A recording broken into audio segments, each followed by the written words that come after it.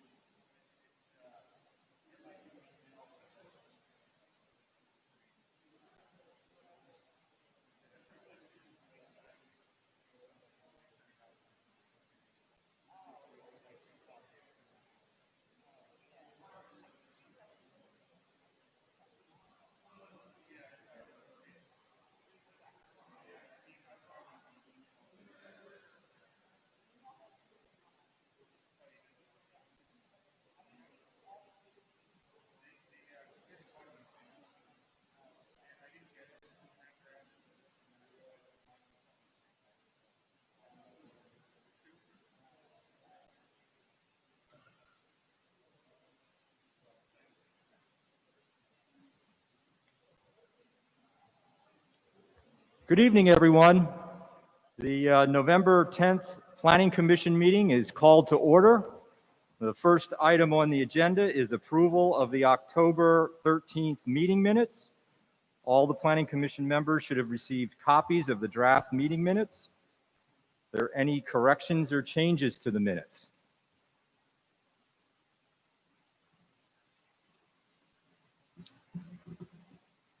No changes, no corrections. Is there a motion to approve the minutes as presented? So moved. We have a motion and a second to approve the October 13th Planning Commission minutes as presented. Any other comments or questions at this point? We'll take a vote. All in favor, say aye. Aye. Opposed, no. The minutes are approved as presented. Next item on the agenda is Macungie Manor conditional use application. And at this point, I will turn things over to the township solicitor, Attorney Borman, and he is going to provide an introduction to tonight's proceedings, as well as describe the conditional use process. So, Attorney Borman. Good evening. For those that don't know me, Dave Broman from your township solicitor. You have a full complement of Planning Commission members here tonight. To my immediate left is Thomas Bell, our chairman. To his left is our vice chairman, John Hammer. Tim Pickle, our secretary, and the other members rounded out. The meeting is being held in person tonight to maximize public participation. There were some public comments received and some telephone messages as to why would we conceivably hold this in the middle of COVID. And the answer is to maximize public participation. You can see that the room is set up in full compliance with the governor's COVID-19 executive orders. There's 6 foot of separation, and this room can handle 160 people, and we're not at capacity. It's also being live streamed on Facebook. YouTube channel. So everything that's happening here right now, people can see at home. They've been encouraged to watch it, and that too is available.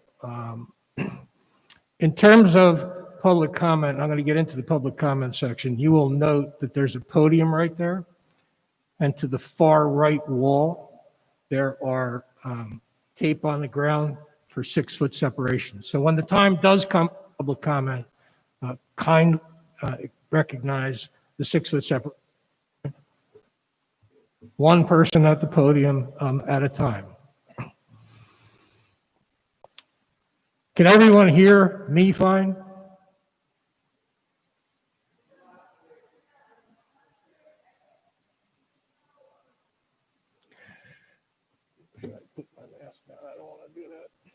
I will talk as loud as I can. I think what you're hearing is muffling from the mask, and there's not a whole lot I can do about that. So I would encourage those who can't hear in the back to come up to these seats in the front.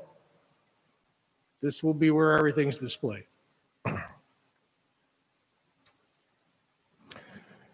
As Chairman Bell indicated, the only thing on tonight's agenda is to consider the conditional use plan and application that was filed by Macungie Manor.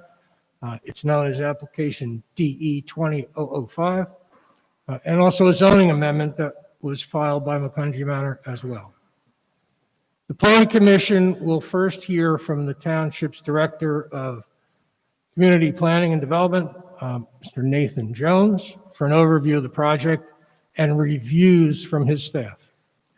The Planning Commission will then call upon our township engineer, Brian McAdam, for his comments, as well as independent traffic consultant that looked at the traffic plan. The applicant will then have an opportunity to make their presentation and at the same time discuss the public comments, the review comments that have been issued by the Director of Planning and also by the township engineer and the traffic engineer. After those presentations from township staff and from the applicant, the public will be given an opportunity to comment. Tonight is not a conditional use hearing. Tonight is a meeting. The Planning Commission is a recommending body. They do not decide whether or not to grant conditional uses. They do make recommendations. And those recommendations can either be to deny the application or recommend denial, to recommend that it be granted, or to recommend that it be granted with conditions, at which point it goes to the Board of Commissioners. There are timelines that the township must meet when an application like this is filed, and under our current schedule, this is to be heard in December before the Board of Commissioners. That could change and it could be pushed to January, but that is at the discretion of the applicant. As far as, there's been no date set, but there will be plenty of public notice. It'll be posted on the web. Please follow it, and that's when there will be a full hearing in front of the Board of Commissioners. And that will happen irrespective of the Planning Commission recommendation. At the conditional use hearing, I will make another presentation about what that's all about, but suffice it to say, that is like a full-blown trial. There'll be witnesses, there'll be a stenographer, there'll be sworn testimony, and the development becomes part of the administrative record that is made before the Board of Commissioners. Anyone in this room can request, assuming they live close enough to the project, to be a party to that proceeding. And that gives you certain rights, including the right to appeal. But you also have a right to ask questions. Again, I'll go more into that when we get to the conditional use hearing, but that's not the purpose of tonight. Planning Commission does plan to give everyone an opportunity to speak with one big ask, and that is, please don't be repetitive. There will be comments from your neighbors that sound familiar. They might be traffic, they might be stormwater. All we ask is that you concur with prior comments. You don't need to repeat them. It's all being taken in. When you do get up, please direct your comments to the Planning Commission. The applicant is not here to answer your questions, and we don't want to get into that dialogue. Please provide your comments. The Planning Commission may have clarifications, but other than that, it's not a back and forth with the applicant. It's our expectation that tonight's meeting will end at 10 p.m.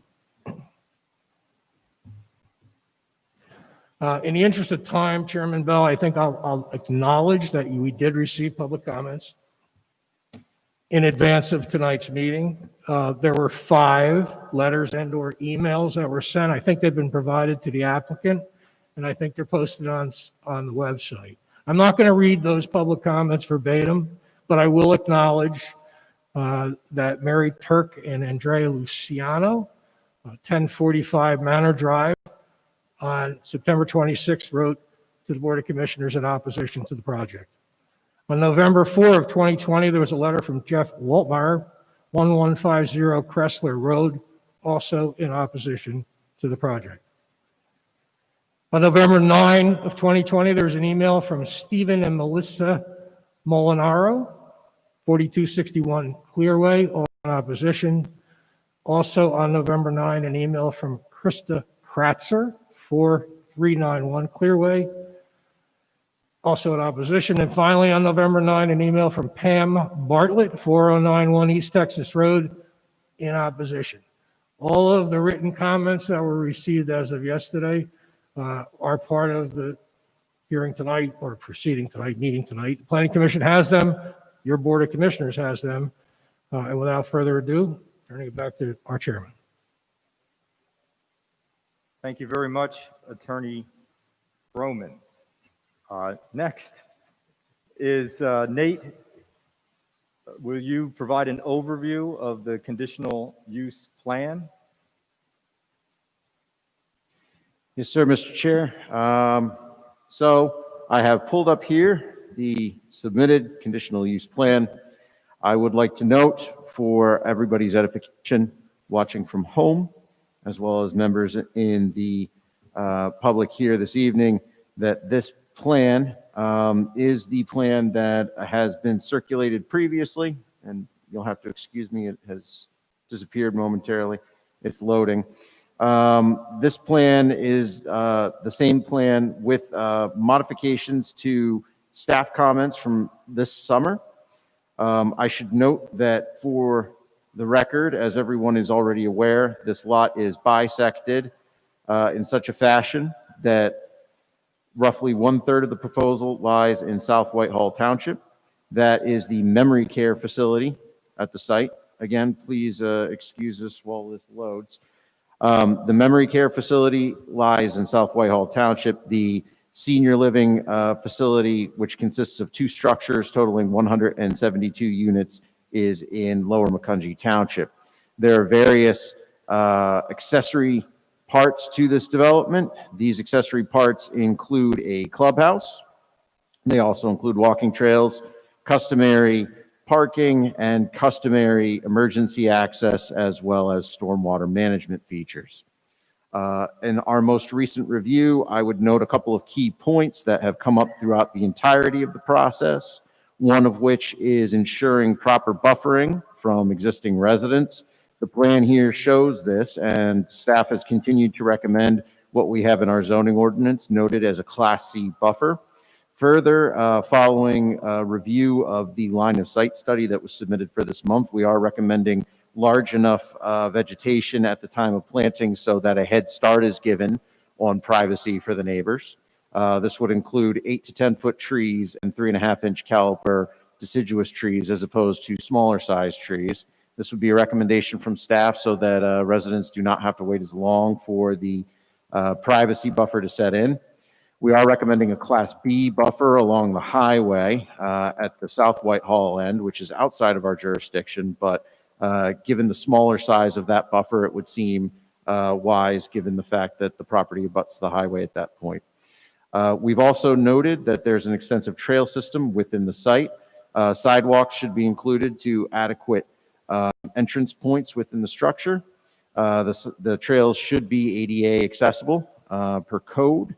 And further, we have heard from both residents as part of the outreach process, as well as our own internal review, that within the neighborhood, walking and connectivity is especially important.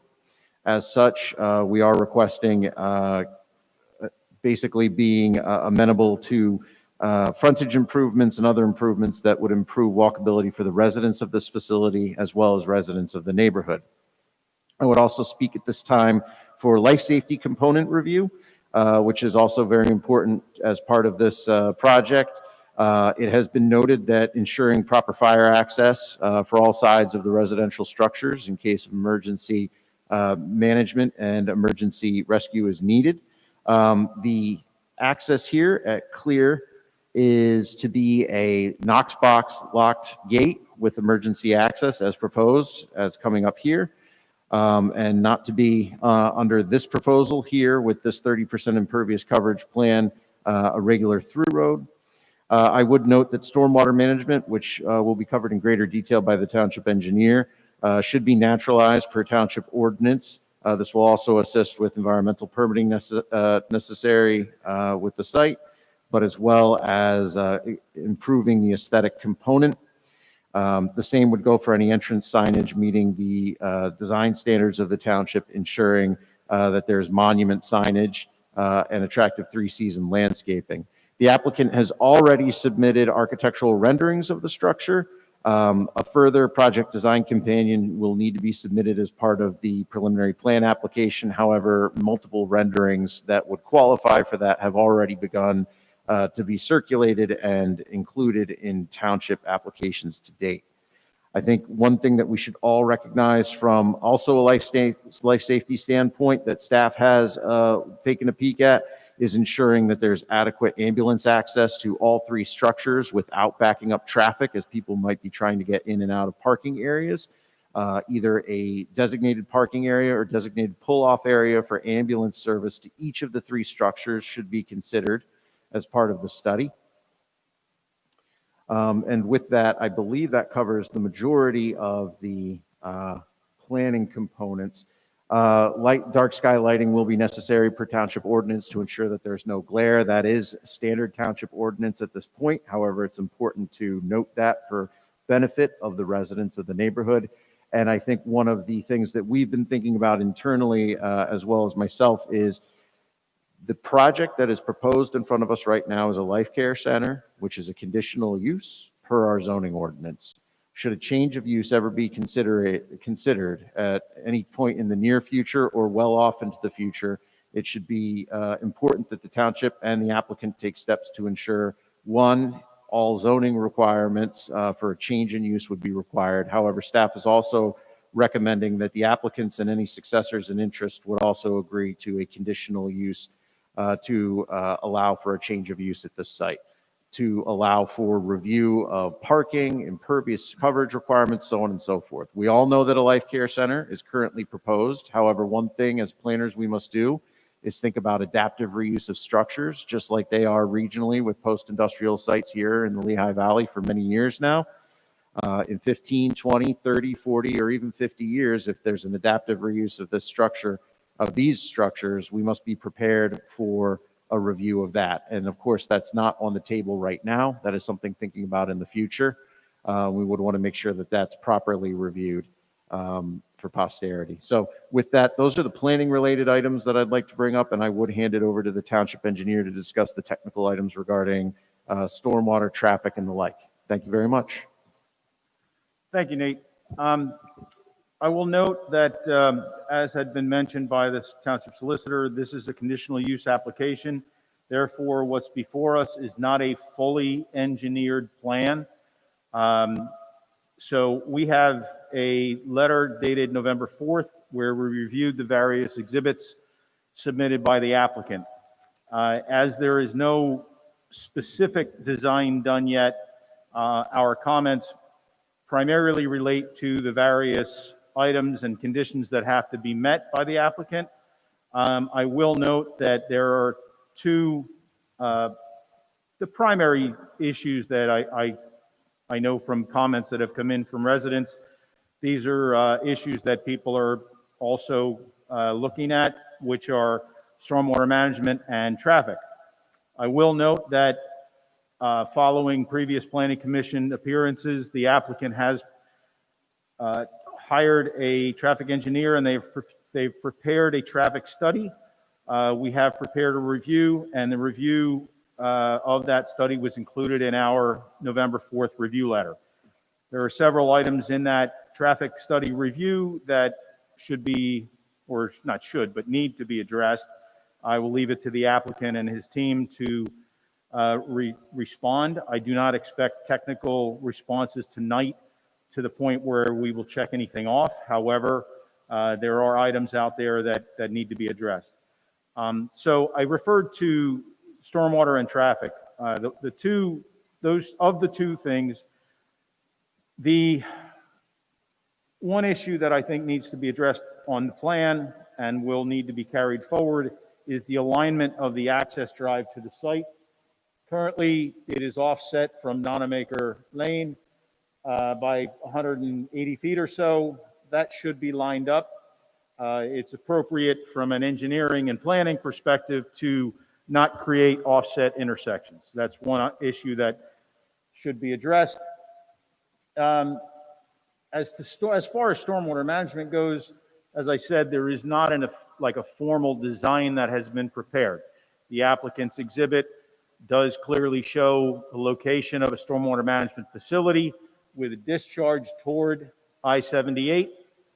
And as has been, I guess, reinforced by some photos that were submitted to the township staff in advance of tonight's meeting, there are concerns about drainage down in the area, well, literally downslope of the site, where the residents experience some pretty bad flooding problems.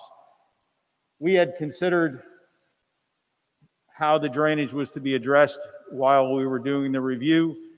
The fact that there does not appear to be any stormwater management structure, whether it be an inlet, head wall, or a swale, to the north and west of the site along that property line. There's nothing there for the facilities to connect into. However, between the previous exhibits and this one, as I said, the applicant shows an outline of a stormwater management facility with the discharge pipe heading towards I-78, where there is an existing swale adjacent to the highway. They are obviously proposing to tie into that. We recommend also, in addition to that, because it seems to be the only logical place that they can tie into, they would need PennDOT approval, obviously, and they will also need approval from the adjacent municipality. We would recommend also that any of the improvements drain to that basin, any of the improvements from this site drain to that basin so that there is no adverse impact to any of the adjoining properties. I hope that that addresses some of the residents' concerns as expressed, but as I said, in the interest of this being a conditional use application as opposed to a land development application, we can basically state where we think things need to go, and that's about the extent of it. I don't really have that much else to say in the way of technical items. I will, as I said, I expect the applicant and his team to address the review letters and the various comments from township staff. And that's all I have at the moment. All right, thank you to the township engineer for that thorough review. I do have an apology to our township solicitor. I butchered his last name. It is Bruman, correct? And I'm sorry about that. I actually like the first pronunciation a little better.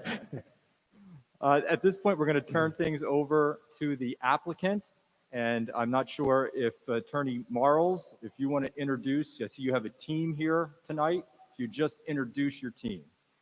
I'll do that, and I'll first introduce them, and then with your permission, I'll lead off with a few comments before we get to their comments. Proceeding from my right, Bill Erdman from Keystone Consulting Engineers is the consulting engineer. Peter Terry is our traffic consultant, and Gene Berg to my left is the architect and designer.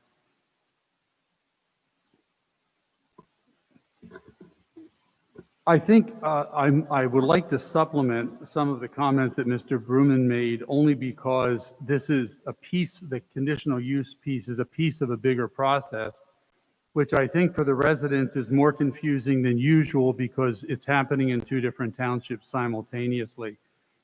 For the board's benefit, what's happened since we last saw you, which really was to bring to you a very much conceptual idea of what we thought we could do on this site, is that we proceeded to South Whitehall Township with a request for a zoning change to allow the memory care facility in the South Whitehall piece of the property, which is about 3.8 acres of the 14-acre entirety.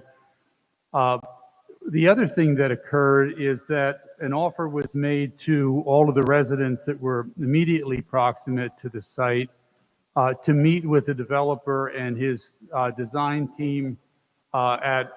Attorney Morales, can I just interrupt for one Sure. second? What's going on back here is people are not hearing well in the back. Okay. Because we have our masks on and muffled. I'm not telling you to take your mask off, but if you want to speak without your mask, hopefully that'll be clearer. Testing, 1, 2, 3, 4. Okay, Okay. we're doing the best we can. You may leave your mask off. Same goes with other speakers, provided you have the 6-foot separation. Thank you. All right, I will put it back on as soon as I'm done talking so Gene can walk out of here alive. All right, the other thing that occurred is we met in Olympic Park with a number of the residents to try to explain to them what was proposed and to hear some of their comments. And some of their comments, not all of their comments, have been built into the design as we've moved forward. So we're now at the first of several pieces of the hearing process. As Mr. Bruman indicated, this board will make a recommendation as to the appropriateness of the use as a conditional use in Lower Macungie Township. The Board of Commissioners will determine whether conditional use approval is to be granted. South Whitehall Township will determine whether that facility, the memory care facility, can be placed in South Whitehall. And once it does, if it does, then there will be a land development review process in South Whitehall. After the conditional use process here, the design team will be back with detailed engineering for the land development review process. And the reason I wanted to go through that whole process is to explain to the people who are here that this is not the land development presentation. The conditional use process addresses the use, not the technical details of the plan. When we come back at the land development stage, we'll comply with provisions of another ordinance, which is called the Subdivision and Land Development Ordinance of the Township. A conditional use is a permitted use, which means that it's presumed to be consistent with the comprehensive plan of the township by virtue of the board having included this use in the zoning district. The conditional use applicant has to comply with requirements that are specific to the use. And I thought, because not everyone has read the ordinance, I could read what the use is, which is a life care center. And this is how it's defined in the ordinance. A community facility, typically including a range of residential options, including skilled nursing care, custodial care, and semi-independent living units or apartments, which may include health services, communal dining, recreational areas, open space, parking, and accessory facilities. A life care center may include a nursing home, accessory transitional age in place, multifamily apartment dwellings, assisted living, personal care, skilled care for those with special needs, and certain limited support facilities intended specifically to serve the needs of the residents. This particular ordinance has a section of specific requirements for individual uses. There are no specific requirements in that section for life care centers. There are also generic requirements for conditional uses. Because these are general and not specific criteria, they are to be considered by the township, but they're not express requirements. The standard in reviewing them is not whether the facility will have an impact. All land uses have impacts on abutting land uses and on road systems. Rather, the standard is whether this particular facility exhibits adverse traits or impacts which exceed those which might be expected for life care centers placed here, because the Board of Commissioners has indicated that this is an appropriate place for life care centers. Without specific criteria for life care centers and without any requirements or any request by the applicant for ordinance variations, there's really nothing about the facility, in our view, that would cause impacts that are more adverse than would be expected for a similar facility placed here.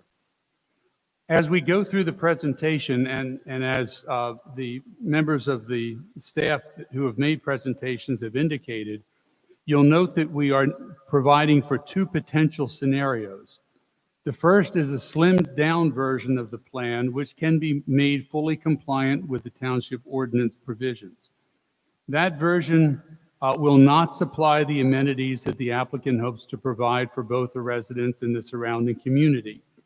It has heard concerns of the neighbors about the difficulty in using Hillview Road for walking and other recreational neighborhood activities, and would like to make the facility much more amenity rich, with walking trails and a clubhouse open to the community to help integrate the seniors who live here with the community.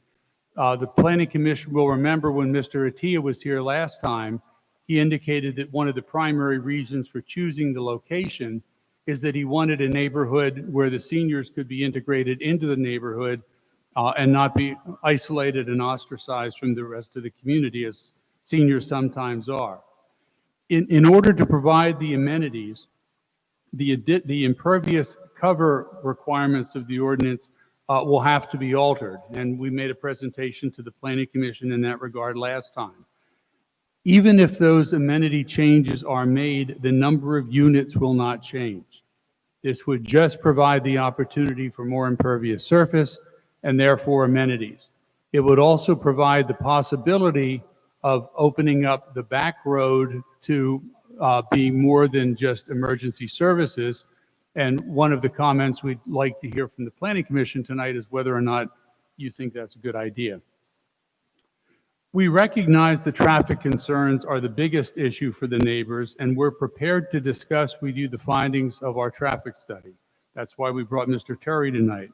However, we're doing that for the sake of transparency, not because it's required at this stage in the proceeding. In fact, the municipality's planning code expressly forbids the township from including traffic considerations in conditional use reviews. They're reserved for the land development process. The specific statute language reads as follows. In allowing a conditional use, the governing body may attach such reasonable conditions and safeguards other than those related to off-site improvement or road improvements, in addition to those expressed in the ordinance. Since the municipality's planning code limits what the township is empowered to do, that constraint exists without regard to what the ordinance says about traffic. Notwithstanding that, we're here to discuss these issues with you because they ultimately lead to questions of layout, which we'll have to address at the land development stage. Township, and this is not for the Planning Commission because you know this, but the residents may not. The township has no authority to require any off-site improvements, although it can impose frontage improvements on the tract, and it can agree to accept off-site improvements volunteered by the applicant. You'll recall that Mr. Attia explored with the Planning Commission with South Whitehall about the possibility of doing things along Hillview Road that might make that a lot easier than it currently is for the residents. They're willing to do that. He's willing to do that. The township can impose a traffic impact fee, and in this case, it will. The developer will pay the township approximately $250,000 in order to proceed to construction. That's all of that being said, we welcome your design comments about traffic and ingress and egress issues tonight. In our presentation tonight, we're going to focus specifically on changes that have been made to the plan since the Planning Commission first saw it to address comments made by the Commission previously, and as I said, by residents.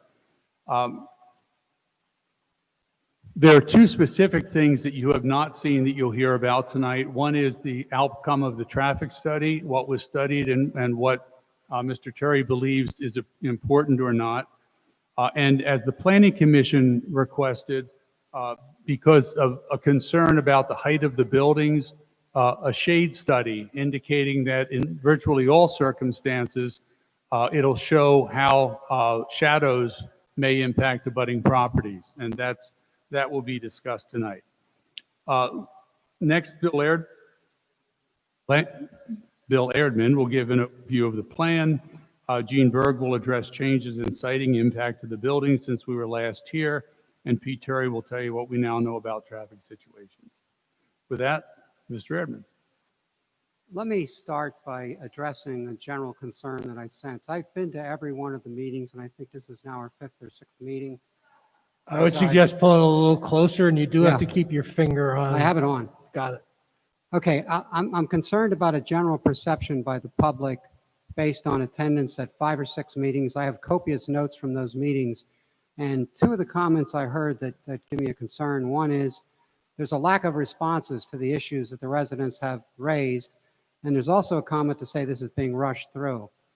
Not to belabor the details, but as has been said several times this evening, it's conditional use. So what I wanted to point out is that second step in the process, which is land development, and based on my 40 plus years, I would be very surprised if we're not in front of this Planning Commission at least 2 or 3 times with land development plans. So there will be more than ample opportunity for the public to continue to raise questions. In many, many cases, we don't have the answers to those questions, but as I said a moment ago, I have numerous notes that I have kept throughout all the meetings, noting the different things that have been raised, and we will incorporate those as we move forward. Storm drainage is the one that's the biggest one. I cannot tell you exactly what it's going to look like. We have a pretty picture up there showing where the pond's going to be, but what I can tell you without hesitation is the current regulatory requirements will not permit us to flood properties. Absolutely, they will not permit us. Between the township review, the review by DEP ultimately for the NPDES permit and all those requirements, we will have to go through a rather arduous, long process to demonstrate that this project is not impacting downstream properties. I happen to be familiar with the downstream area. I know there's some concerns down there, but again, all I can say is this project will not flood properties after it goes through all the necessary steps. With respect to the aesthetic impact, that has been touched on. I know Mr. Jones has pointed out that he wants to see certain buffers and so forth. Again, we can't tell you exactly what's going to be there. That's going to be part of the land development process. But one of the other ways to augment the screening is to put berms in and put plantings on top of berms. Having said that, let me point out that's not as simple as it sounds, because when you put a berm in, it affects storm drainage. So again, it's something we're going to look at. It's something we're going to evaluate and vet thoroughly when the time comes. But the possibility of berms to further enhance that screening that was demonstrated by Mr. Berg at the last meeting is something that can be done as part of the design. But again, that's land development. And as I think Mr. Marles has indicated, Mr. Berg, at the request of the Planning Commission, is going to provide some additional information on the shadow effect of the buildings, which was a concern of some of the residents. That's something else that's being provided this evening. As far as the traffic, it's been touched on, but the two major issues have been speeding and pedestrian safety. As Mr. Marles alluded to, there's roughly a $250,000 traffic impact fee that's available to do some sort of mitigation. The developer is perfectly willing to work with the township, even though there are existing problems, to try to address those. However, as in the case of many of the other things, it's a complicated issue. If there's discussion about putting pedestrian walkways or pathways on the properties along Hillview Road, is there enough right-of-way to do that? Will the township permit the monies for the traffic impact fee be used to offset that, because the developer is not required to do off-site improvements? So there's a whole host of issues that come out of that process. But again, the developer is willing to look at that, to discuss that throughout the entire long land development process, and wherever possible address it, because you can appreciate it's as much of a concern for him as it is for the residents. That is a safe condition, that speeding is addressed somehow. And Mr. Terry will go into more detail on that. But what I wanted to emphasize is that if we don't have answers to each of the specific questions, trust me, it's not because we're ignoring the residents, it's because we're not to the point to be able to answer those questions. And when we get into the land development, we will be able to do that. So with that, I'll turn it over to Mr. Terry to discuss the traffic in more detail based on the traffic report that he did.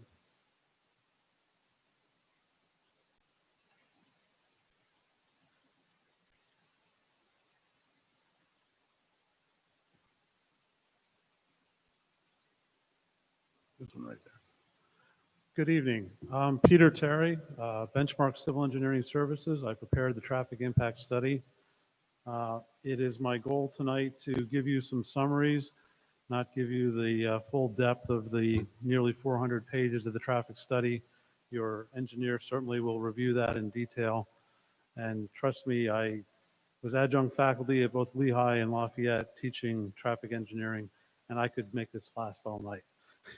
But I don't want to do that. What I'd like to do is talk to you just quickly about the traffic study. In this past July, I contacted Mr. McAdams to talk about what the scope of the study should be, how many intersections. On his recommendation, we collected traffic count data on Crestler Road. We went to Hillview and South 1 intersection and North 1 intersection to collect traffic count data. That traffic count data obviously was less than accurate in terms of the traffic volume because of COVID. We fully represent or recognize that this is a problem. PennDOT's been trying to deal with it with many other projects as well. We were very fortunate to find that the township had done a traffic count at Hillview and Crestler a year ago, pre-COVID. So we could compare those two traffic volumes and increase the volumes that we counted to take in effect how COVID has changed things. Further, we added background traffic growth per PennDOT growth rates. So having looked at those looking at those three intersections for collecting traffic data, we moved on to determine what the possible access scenarios were for the site. We evaluated three scenarios. One is as depicted on the plan on the screen, with a full access driveway on Hillview and an emergency access out onto Clearway Road. Clearway Road obviously would not have any traffic on it with a gated access. So the most intense traffic situation would occur with this scenario. We also try to determine what will the peak hour be. Typically, when a study like this is done for this type of use, you would look at a peak hour in the morning and a peak hour in the afternoon, usually 7 to 9 and 4 to 6 to pick up commuter traffic. Because this facility is likely to have a shift change in the middle of the day, we also looked at a peak hour for the middle of the afternoon from our traffic count data. So we looked at those 3 different hourly conditions. We evaluate the operational condition of a road based on the Highway Capacity Manual, which is the National Science Foundation Transportation Research Board. I've been very involved with that organization. I'm very familiar with these methodologies, have served on their committee for a number of years, and currently am and continue to work with them. They evaluate the operation of an intersection based on the amount of delay experienced by an average driver. Now, I can say that pretty simply. For this situation, we are looking at unsignalized intersections that are controlled by stop signs. So the average delay is not the average delay of the through traffic. It does not have the average delay of the through traffic included in, because they have no delay. They have the right of way. So we're determining the average delay for the side streets and the left-hand turning movement, side street movements and left turn movement. And that's what's reported in this report. To make it a little simpler to present our results and not, well, you're bowled over with numbers if you look at the appendices, no matter what you do. But essentially, we divide up the amount of delay you experience into levels of service. And just like your school grades, they go from A to F. We have an E. While I couldn't get an E while I was in school, you can get an E in this methodology. All of the intersections in this traffic study, in all of the peak hours, in each of the scenarios that we evaluated. You okay? Sure. Absolutely. All of the intersections operate at level of service A or level of service B. The criteria for level of service A is less than 10 seconds of average delay. The criteria for level of B is less than 15 seconds of average delay. So if you're pulling out, for instance, of the site driveway, trying to turn right or left, or you're on Hillview Road trying to turn left into the site, you experience, without question, less than 15 seconds of delay. Now, that is for the existing conditions. Obviously not at the site driveway, it doesn't exist. But the other study intersections, those same level of services are experienced in the development scenarios. Again, it stays at level of service B or better. So really, this is a very good operation in terms of the way we evaluate intersections. One of the things that we talk about when we do traffic studies is the operational analysis is nice, but that's not the whole thing. Really, safety has an awful lot to do with the operation and how people feel using an intersection or a roadway system. One of the certifications that I've recently obtained is a roadway safety professional. That's a certification from the Institute of Transportation Engineers. With this certification, I've done quite a bit of study and now a couple of safety studies. One of our biggest concerns is speed. The faster the car is going, the worse the situation is for the occupants of the car or the other car, or more seriously for the pedestrian or bicyclist. Speed really is the problem. If we can get people to slow down, we would significantly reduce fatalities. As part of the study that was done back in 2019, pre-COVID, the speeds on Hillview Road were recorded, and they were found to be the 85th percentile In other words, 85% of the people who are driving at this speed or lower was 32 miles per hour in the southbound direction as you were essentially passing the site. Obviously, that's higher than the speed limit. It's not good when people are going too fast. There are alternatives for how to slow people down, but it's a challenge. Driving over here this evening, I live on the east side of Allentown. I was paying attention to how fast I was going, how fast the traffic around me was going, and we all drive at a speed that we're comfortable with, and it's not always less than the speed limit. The idea of widening the road or roads to provide shoulders to accommodate pedestrians and bicyclists or to construct sidewalks really relates in part to whether there's available right-of-way.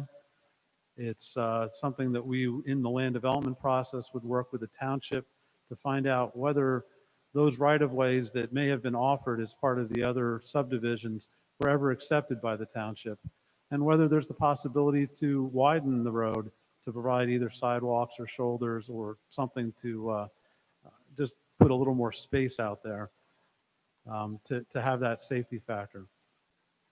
In terms of methodologies for slowing people down, you've all seen speed signs out there that flash at you when you're going too fast. Yes, they have some effect on behavior, but they're not perfect.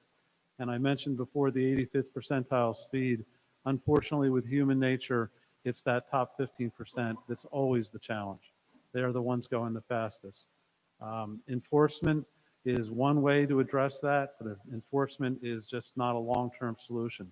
It only works while you're out there really trying to address that particular issue.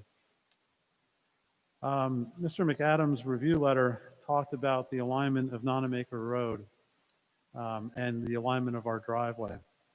And I will say that as a traffic engineer, there is a concept that says you should minimize the number of conflict points on your roadway system.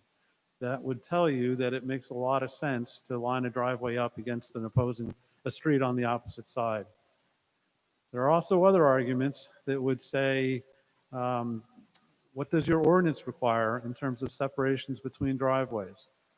We understand that the South Whitehall Township and I believe it's South Whitehall, it may also be Lower Macungie, require 150-foot separation. So we certainly meet the ordinance requirements that I believe were developed to separate intersections to help maintain that, that safety aspect. Let's see. The other thing I wanted to say about the driveway location is part of the reason this location was selected is that there was a land development plan for single-family houses on this property that was approved, I'll say, about 10 years ago. The driveway location that we show on this plan on the screen in front of you today is that same driveway location which was previously approved. So, you know, we're here for conditional use and we're here to discuss. I believe that's the majority of the traffic issues. Should I turn it over to Gene?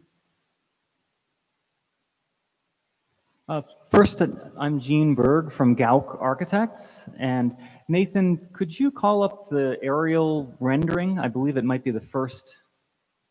No, those are sight lines. There we go. So here's the aerial overview of the project rendered into the neighborhood and showing the intersection of 222 and I-78 at the top of the rendering. This gives you an overview of the site. The South Whitehall Township portion of the site is the northwest side of the site, which is the portion which is up against the I-78 highway, where the one-story memory care building is located, which contains 100 beds within that one-story building. Then there are two three-story buildings which are located on the Lower Macungie Township side of the site, with the majority of the site is left as a green space in a park-like setting.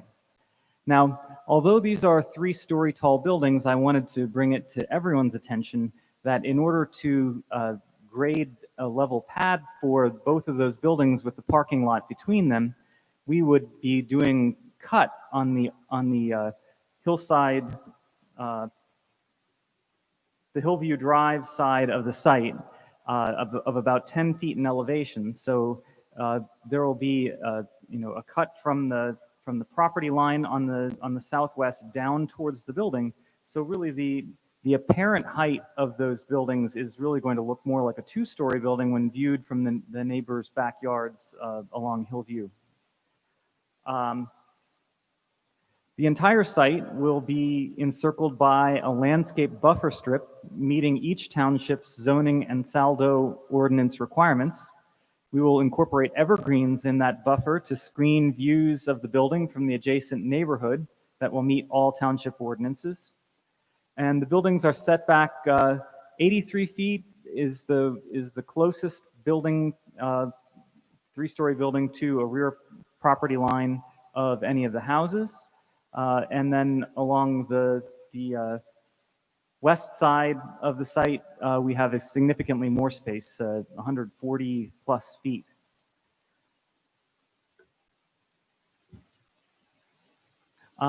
Nathan, do you have the street view rendering of that is in between the two buildings there?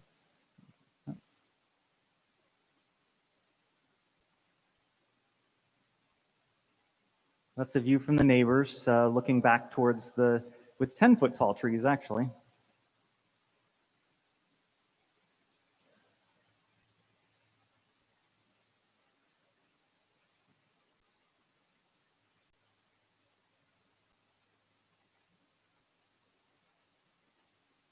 Eye level rendering 1117. It's up a couple. 1, 2, right there. I think that's it. There we go. So next, I'd like to call your attention to the ground level rendering view of the three-story buildings. As you see from the rendering, the buildings will have a residential appearance with 3 12-slope shingled roofs, A-frame gables, stone and cement board siding facades detailed with trim boards around the windows. The buildings are designed as a high-class, high-end senior living and personal care buildings. There will be no flat rubber roofs on the buildings, no mechanical equipment on the rooftops. The buildings are designed to look residential and fit in with the surrounding neighborhood.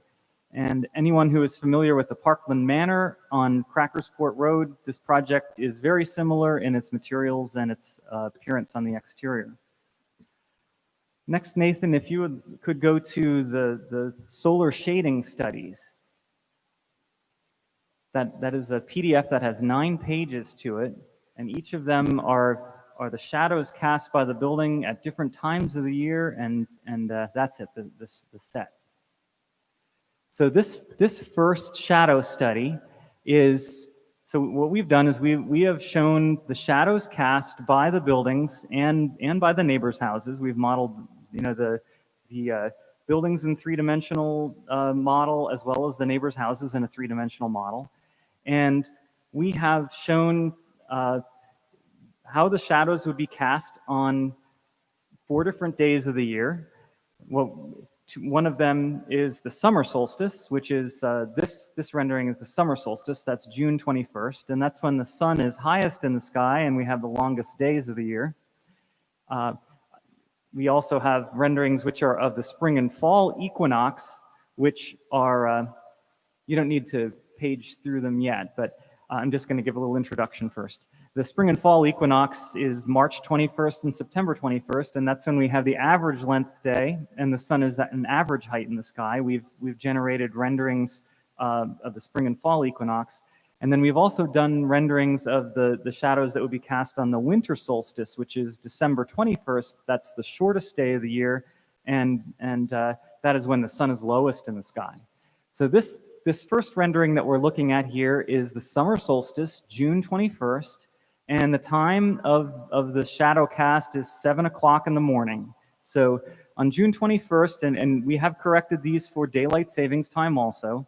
So considering daylight savings time, the sun rises on June 21st at 5:31 a.m.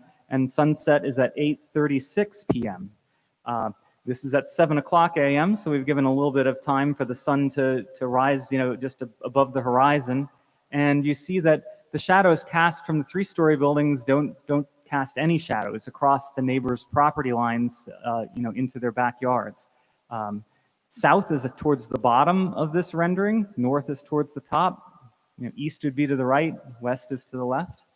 So if you go to the next image, this is summer solstice, June 21st, and this is when the sun is highest in the sky, 1 o'clock p.m. The reason why it's 1 o'clock p.m. is because of daylight savings time. So, the high point of the sun in the sky is a little bit after noon. And so this is midday, and the shadows are, because the sun is so high in the sky, the shadows are very short, and because the sun is basically right at the bottom of this rendering, the shadows cast are, you don't see many shadows cast, really, because the shadows are mostly cast up onto the parking lots between the 3-story buildings and the 1-story building. We want to go to the third shadow study. So the third shadow study is 7 o'clock p.m. on the summer solstice. And here we can see that, the shadows, the sun starts to set actually to a little bit north of west, about 30 degrees north of west on the summer solstice. And the shadows of the gable lines at the top of the 3-story buildings are casting, they're barely even crossing the rear property lines of the neighbors' properties along Hillview. Next shadow study. So now we are, the sun's a little lower in the sky. This is the spring and fall equinox. So this is showing the March 21st and September 21st sun, the shadows that would be cast. On March 21st and September 21st, again, both equinoxes fall within daylight savings time. So the sunrise on those days is at 6:49 a.m. and the sunset on those days is at 6:59 p.m. And this first rendering is showing the shadows that would be cast at 8 o'clock in the morning, as just after the sun has risen, it's come up a little bit on the spring and fall equinoxes. And here you can see that now the sun has shifted a lot more to the south, and really most of the shadow of our 3-story buildings, they're being cast across our park area. Next rendering. So this is a rendering at 1 o'clock p.m., which is really midday for the spring and fall equinoxes, because both of them still fall within daylight savings time. And the shadows are really being cast, towards the top of the drawing, which is really away from all the neighbors' houses. And the shadows are a little longer now because the sun is, more at an average height, so you can start to see some of the profile of the gables, above the buildings that are cast down onto the ground. And the next rendering.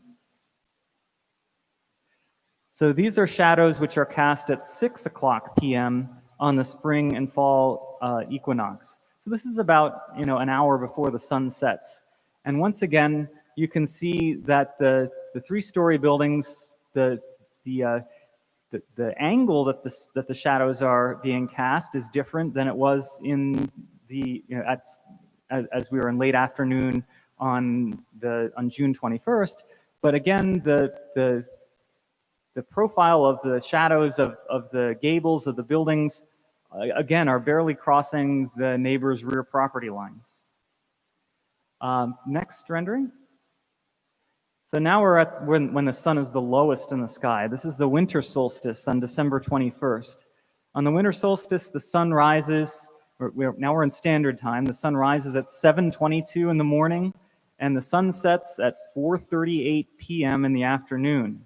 So this first rendering is after the sun comes up at 8 o'clock in the morning, about 38 minutes after the sun comes up, and the shadows are cast much longer across the park, but once again, the shadows are really not crossing the neighbors' property lines. Now, next rendering.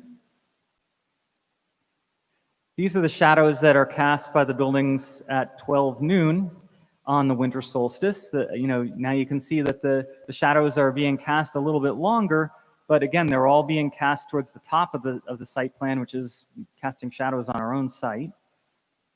And then the last shadow cast, this is at 4 o'clock p.m., which is really 38 minutes before the sun is going to set. And you can see that the, two-story houses, which are along Hill Drive, are casting long shadows, and so are our buildings, but they're casting the shadows across the site, across our own site. And the three-story buildings are casting a shadow onto our clubhouse a little bit there and across our parking lots. But again, because our buildings are located north of the surrounding neighborhood, really that means that shadows are not cast onto the neighbors. So we just wanted to show you, these solar studies, just to give you an idea, that the height of the buildings is not really, it's not cutting your sunlight or the daylight coming into your properties.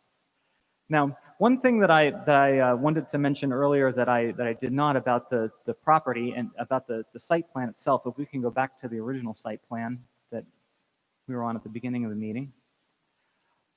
One of the other upgrades that we've done to the walking paths on the park area is that we have provided widened areas. So these are 4-foot wide walking paths, but then we have widened 5-foot areas for that are kind of shown as bold intersections and bold widenings of the paths, so that they would meet Americans with Disabilities Act, and that a wheelchair, they can go to a certain distance, and then there'll be a turnaround area, a widened area that are where park benches are located, or at intersections of the trails. Again, with the 30% impervious coverage in Lower Macungie Township, we are limited, that we cannot widen all the trails to make them all 6 feet wide, because we pushed the impervious coverage too high. That was one other item that I wanted to bring to your attention. I think with that, that completes my portion of the presentation.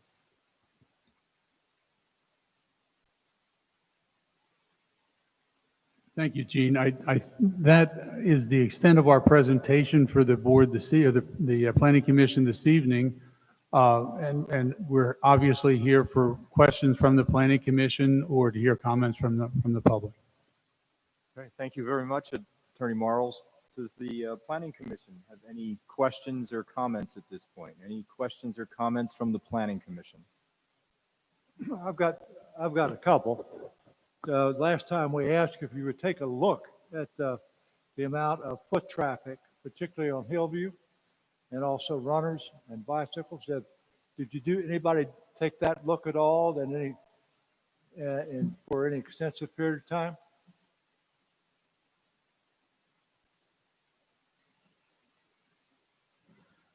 We collected traffic data. Sorry, we collected our traffic data through a video system. So video cameras were positioned at the different study intersections.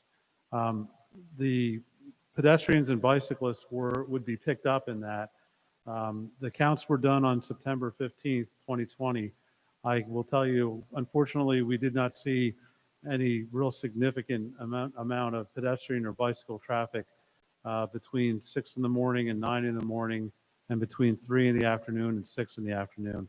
And those were the limits of our counts at this, that's what we've done at this time. Let me respectfully suggest that you drive that road at different times.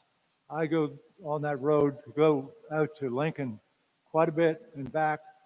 Very rare that I don't see a walker on Hillview or walkers, husband and wife, children with parents. That's something I think you really need to take a look at. I encourage you to do it. Mr. Rust, if I can, this is my way into work several times a week, and I go back and forth at all hours. I've also gone back and forth each of the Saturdays since we last presented at various times, and have biked it. I don't think it's a great place to walk or ride, but I saw very little bicycle or foot traffic at the times that I traversed it. Well, sir, Blake, I have a high degree of respect for you, but those of us who live in the neighborhood traverse that road far more than you guys do. Well, I believe that. My point is, I've made many attempts to see what the volume is, and either I picked wrong times or there's a bunching that we didn't catch, and I don't know how we would capture that information. I drove it 3 times today, and each time there was either 1 or 2 people, and sometimes 4 to 6 traversing that road. And safety is a key concern. And I know Bill Erdman has said that one of the ways to keep the speed down is you want the road to be relatively narrow. You don't want it to be wide. And I agree with that. I'm just wondering if there's some way this can fit in with a walkway, keeping the road narrow, but also have a safe passageway for the people that use Hillview. Just my thought.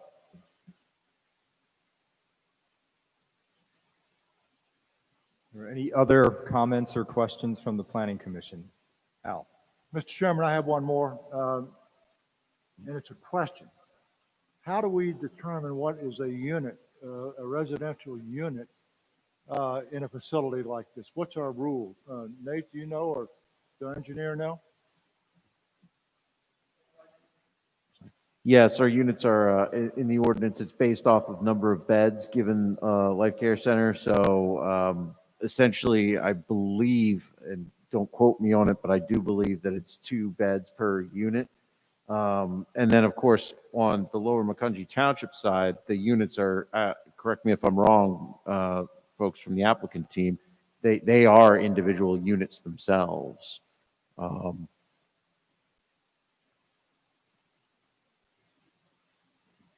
To answer your question about that, yes, on the South Whitehall Township side, we have 100 beds in the 1-story building, and yes, it's that. In that case, it's two beds per room. But in the lower Macungie Township side, in the 3-story buildings, we have apartments, that are either personal care or independent living apartments, and so we have 15 studios plus 71 1-bedroom units equals 86 total apartments in each building. So times 2 buildings, 172 apartments, 172 units. So let me just get it straight. There's 172 units in Lower Macungie Township and 100 beds in South Whitehall, but only 50 units because there's 2 beds per unit. Correct. Al, you had a question? So just a few clarifying questions just to help me out. So first, regarding the traffic study, could you just remind me, and I think you may have discussed this when you were here last time, how many trips you expect this facility to generate? Absolutely. I'll give you the total number of trips, and this is for all 3 of the buildings that are there. So the average daily traffic, which is the traffic volume over a 24-hour period associated, this is people entering and exiting, is a total of 784 trips. So that's 392 392 trips arriving, 392 trips departing. During the AM peak hour, which is between, let me just get the table correct. Yes. During the AM peak hour, there are 18 trips entering, 10 trips exiting. So that would be the roadway peak. So during an hour between 7 and 9. The peak hour of the generator would be in the afternoon when there would be a shift change at the facility. There we would have 31 trips entering, 28 trips exiting. And then during the evening, during the roadway peak period, 47 entering, 53 trips exiting.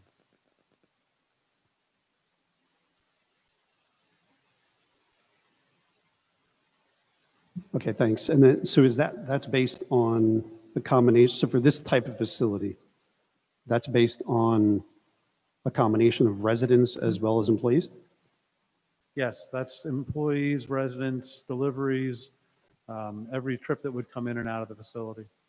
So if the FedEx truck arrives, that's one of them. Okay, thanks. And then I had a question regarding the calculations on the plan for things like impervious on the Lower Macungie side as well as the open space on the South Whitehall side. It's a little confusing to me, so I guess I'm just looking for some clarification where I see, for example, on the Lower Macungie side, maximum impervious is 30% based on a provided lot area of 14.9 acres, which is the whole facility, not the Lower Macungie part. So could you just confirm, and similar on the open space for South Whitehall, because it says provided 14.9 acres, even though that's a 3-acre parcel. So could you just confirm that the calculations for impervious and for open area are based on the respective lot areas in the two townships, or is it based on the total parcel? It's based on the respective areas within the townships. That's why there's two separate tables. It is based on the respective areas in the townships. That's why there's two separate tables. Okay, so then could you also confirm on the South Whitehall side, if the minimum open space was calculated as 40%, does that imply that the impervious is the balance of 60%?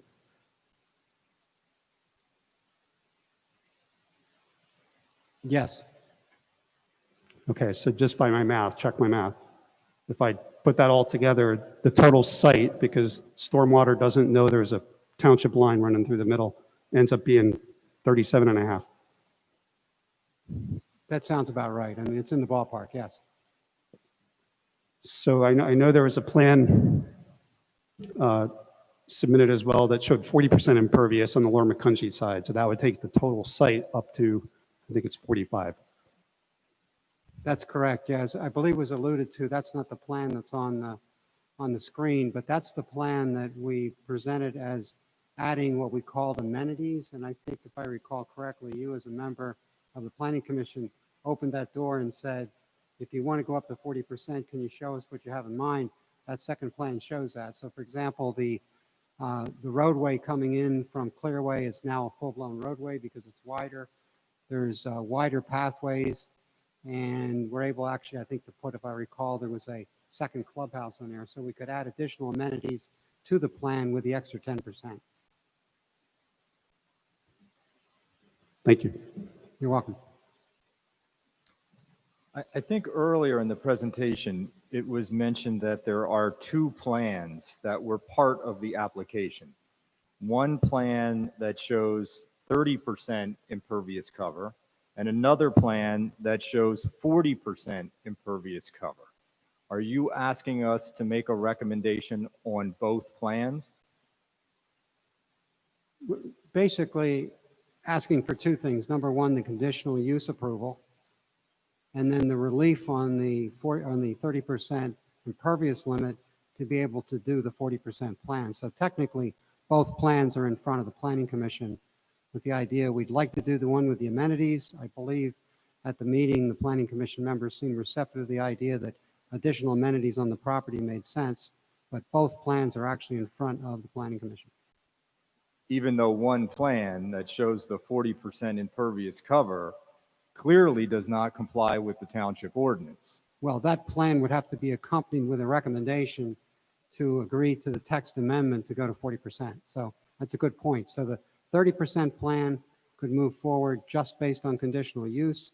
The 40% plan, presumably if approved, would have to move forward with conditional use and a recommendation to adopt the text change to allow 40% impervious. But you're exactly right. It's a little nuance in the proposal. Yeah, I don't see how you can ask us to act on a plan that clearly does not comply with our ordinance, which would be the 40% impervious cover plan. Well, again, it would be accompanied with a recommendation. If the recommendation failed, then the plan can go forward.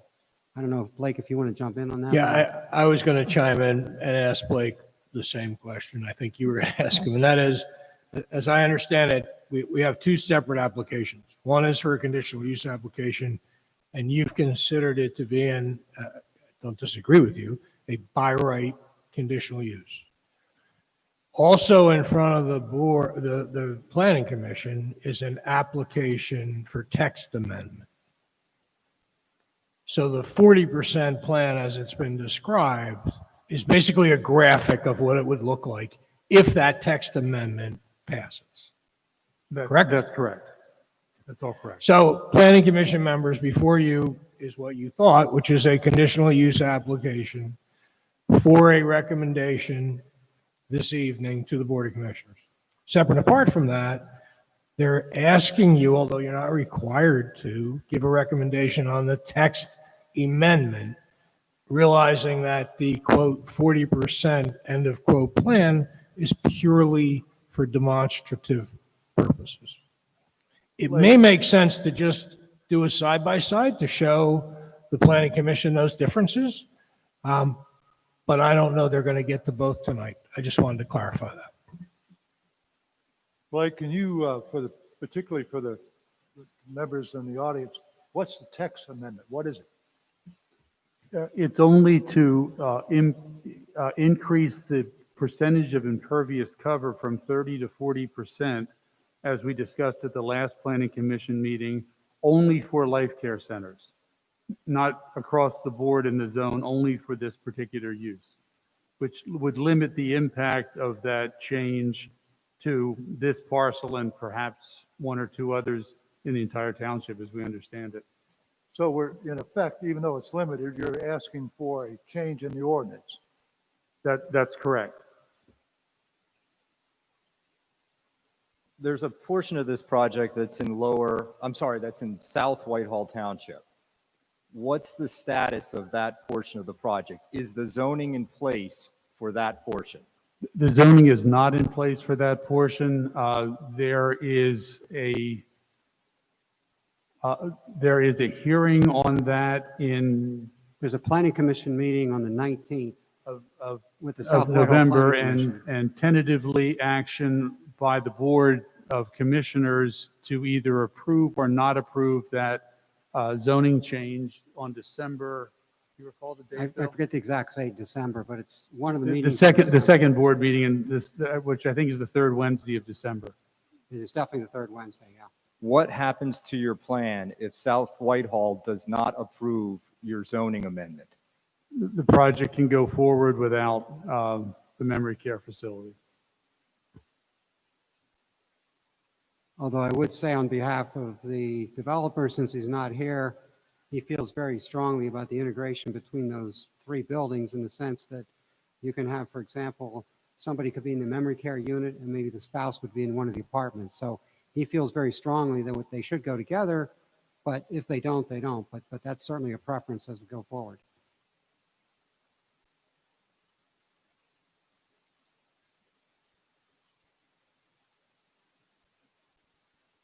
Also, the portion in Lower Macungie is apartments for senior living. What happens if your senior living project is not successful? What guarantees are in place that those won't become low rent apartments or something of that variety? It's not a permitted use. So the developer couldn't use it for something else without coming back to the township and getting approval. Which is frankly the case in most facilities like this or any other use. Honestly, if there was no longer a need for large single family homes, the property owner would have to deal with the zoning issues associated with that to do something else there. So, you know, I think that's kind of endemic to all approved zoning uses. This is an unusual use in that the alternative uses for these kinds of buildings is currently not permitted. So if they're built as life care centers and they aren't used for something else without township approval. And Mr. again- Chair, if I may chime in, this is the reason why I brought up at the tail end of my review the importance of considering not only zoning relief that would be necessary for a modification of use, but moving forward, if that were to ever happen, an additional conditional use that would allow for the similar study to ensure that the site would be adequately designed for a adaptive reuse of the structure. Again, this isn't with the expectation that this would happen now, but it could happen 10, 20, 30 years down the road. And the only thing I would add again on behalf of the applicant, Mr. Attia, I believe, described at a previous meeting that he feels there's an extremely strong demand in this area for this use. And one of the things to think about as people continue to age, there's going to be more and more demand. So even though there is the legal limitation, there's a practicality that he's not building something he doesn't anticipate to fill quite quickly. Okay, are there any other comments, questions from the Planning Commission? I have one concerning the traffic study. Pete, you did a good job laying out the peak hour trips in and out, the total number of trips in and out. Is your study able to determine what % of those trips are going down into Lower Macungie, into Hillview and Kressler, and which % of the trips are going in the other direction across 78 into South Whitehall? Yes, and the traffic study basically shows that it's a 50-50 split between the two directions. That's based on the existing traffic count data. So the numbers you laid out to us a few minutes ago, about half of those are going into Lower Macungie, the other half are going across 78. That's correct. And so I understand when you talked about the level of service, particularly at the Hillview Kressler intersection, there is no drop in the level of service of a B from the pre-COVID numbers that were run previously in 2019 to what you're seeing now with the development. The traffic volumes dropped. The count that was done in 2019 was for the PennDOT requirement to install the always stop control. Previous to that, there had only been stop signs on Hillview. Now it has a four-way stop. That's when the count data was done. So no level of service analysis had been done then. Obviously, putting a stop sign on Kressler means that there's more delay for those trips. I'm not sure if I answered your question completely. If I could pick up on John's question. Go ahead, John. I think you had a follow-up. Just a quick follow-up. Post-development, the level of service would be a B, correct? Which would be the 15 seconds you described earlier at the Hillview Kressler intersection. Correct. The COVID adjustment, just because I haven't said it, in the AM peak hour, I have to look for the number, but it was somewhere in the range of 10 to 15% drop because of COVID. In the PM peak hour, it was closer to 30% drop in the PM peak hour in the comparison of those counts. Just another point, sorry. Bob, did you have a question? Yes, picking up on John's question, that 50% that goes into Lower Mac, have you tied it in to the high peak use hours of Kressler Road for the hospital?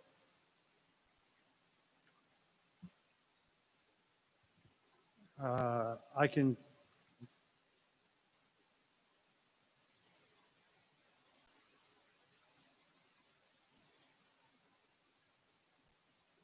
Let me just add one thing while Pete is looking at that. This is one of these nuances or details that will be explored later.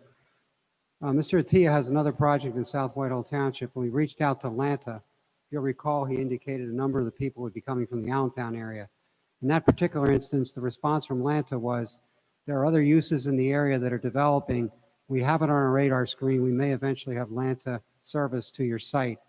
I see this as a possibility given the proximity of the hospital, that down the road there could be Lanta service, which would also take some of the cars off the road, so to speak. But that, again, that's a land development issue, one we would pursue as we move through the land development process. But having Lanta service to this site, I think would be extremely beneficial in many respects. So to answer your question, 50% left the site and went on Hillview. 25% goes down towards East Texas Road and the hospital. Okay. But there's no way you've been able to correlate the tie-in with the peak hours for the hospital traffic? It's just a question. Looking at the count data, the peak hour for the hospital was, and again, I can look to be even more accurate, it was essentially a 3 p.m. shift change. So it was from 3 to 4. That was the peak hour, which is the same peak hour we used for the shift change for this facility. If I can, I'll add one more thing, just as a suggestion. That study that you mentioned earlier that led to the stop sign that's now there at Cressler and Hillview made a tremendous difference in terms of speed, in terms of safety. I don't know whether it makes sense if you do align the intersection with Nonamaker for the egress from your place for a four-way. I'm not a traffic engineer. Just a thought. So the installation of the installation of four-way stop control at an intersection is controlled by PennDOT, regardless of whether it is a township intersection of township roads or state roads. There are traffic volume criteria that are required. I can tell you from the count data that we collected, if the site driveway were to align with Nonamaker, we would not be anywhere near the criteria that put stop signs on all 4 approaches. It's an issue with the criteria that PennDOT has. I can drive you around the Lehigh Valley and find you a large number of 4-way stop control intersections that don't meet that criteria. And I'll leave it at that. Your point's well made. You mentioned earlier that there was a 40-lot subdivision that was approved for this site about 10 years ago. How does the traffic that the proposed life care center generate, how would that traffic compare to the 40-lot subdivision? I believe it was actually a 28-lot subdivision that was approved. The traffic from that subdivision was approximately 40% of the traffic from this development. So it was less.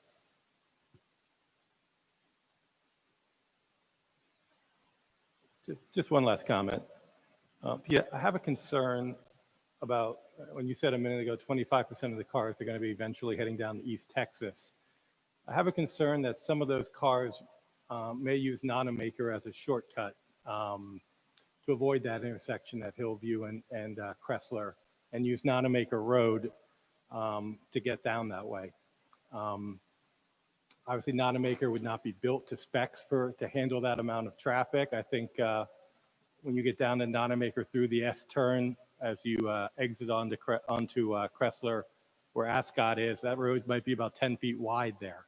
So I have a concern about that being used as a cut through.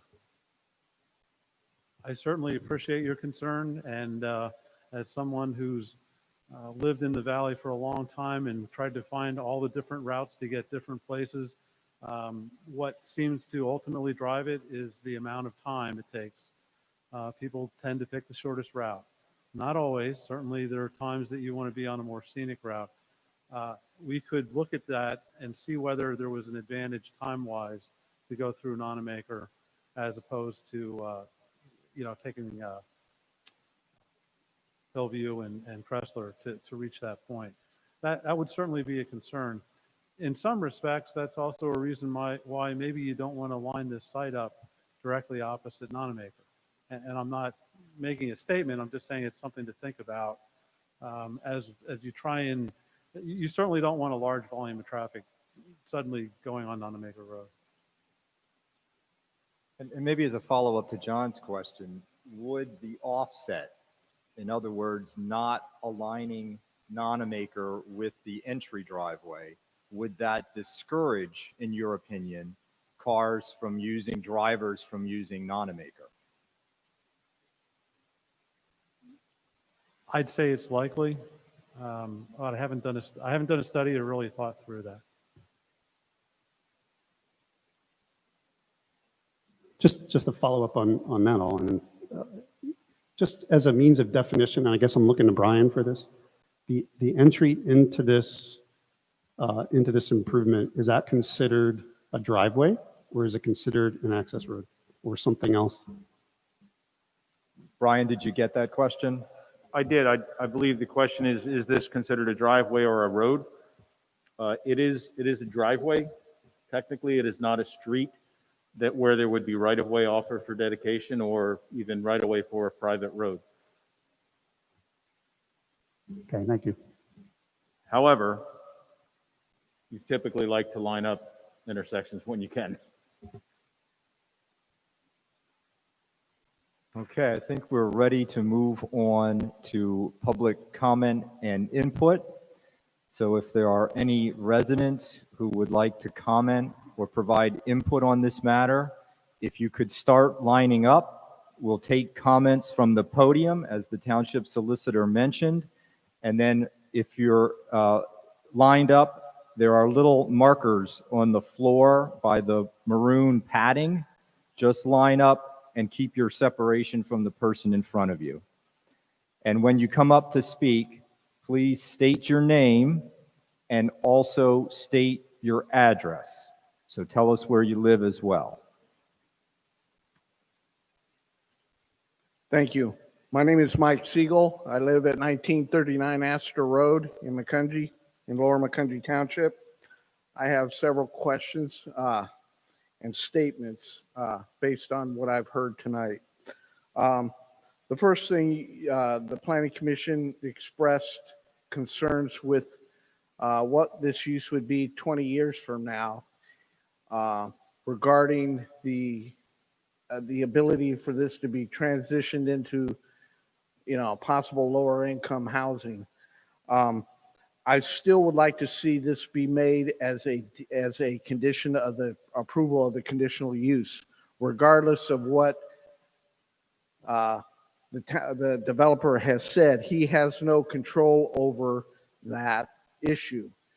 And I cite the example of what has happened in New Jersey, where these type of facilities were mandated by a change in the law that allowed them, without any zoning approval, to be changed over.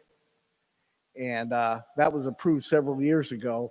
And I would like to have a condition on the plan to make sure that doesn't happen, regardless of what the developer says he has control over. I'm more worried about what the state has and the changes in the municipal planning code. So I really insist upon that being on there as a safety issue. The second thing I'm concerned about is the traffic study. The developer has proposed 800 trips, or something of that nature. I believe this facility is a perfect place to have this. This is a perfect place to have this type of facility. My concern with traffic is not the traffic being generated from this facility. It's the shortcut traffic using Hillview and Kressler to get around to the hospital and over to the set of 450 apartments that were built 2 years ago over on Shantz Road and Tillman. There's 2,000 trips being generated from those apartments alone. And we're worried about 800 here. It's ridiculous. And I can guarantee you that most of these trips that are going to be generated from here are going to be once and done. It's not going to be like having an apartment where you have 2 or 3 or 4 times somebody having a trip, a separate trip, or a residential home that has 3 or 4 trips every day with extended families. So the traffic issue is not that much of a concern. It's controlling the shortcut traffic between Tillman Shopping Center area and the Lehigh Valley Hospital. People use this as a shortcut to get around all the traffic at Hamilton and I-78.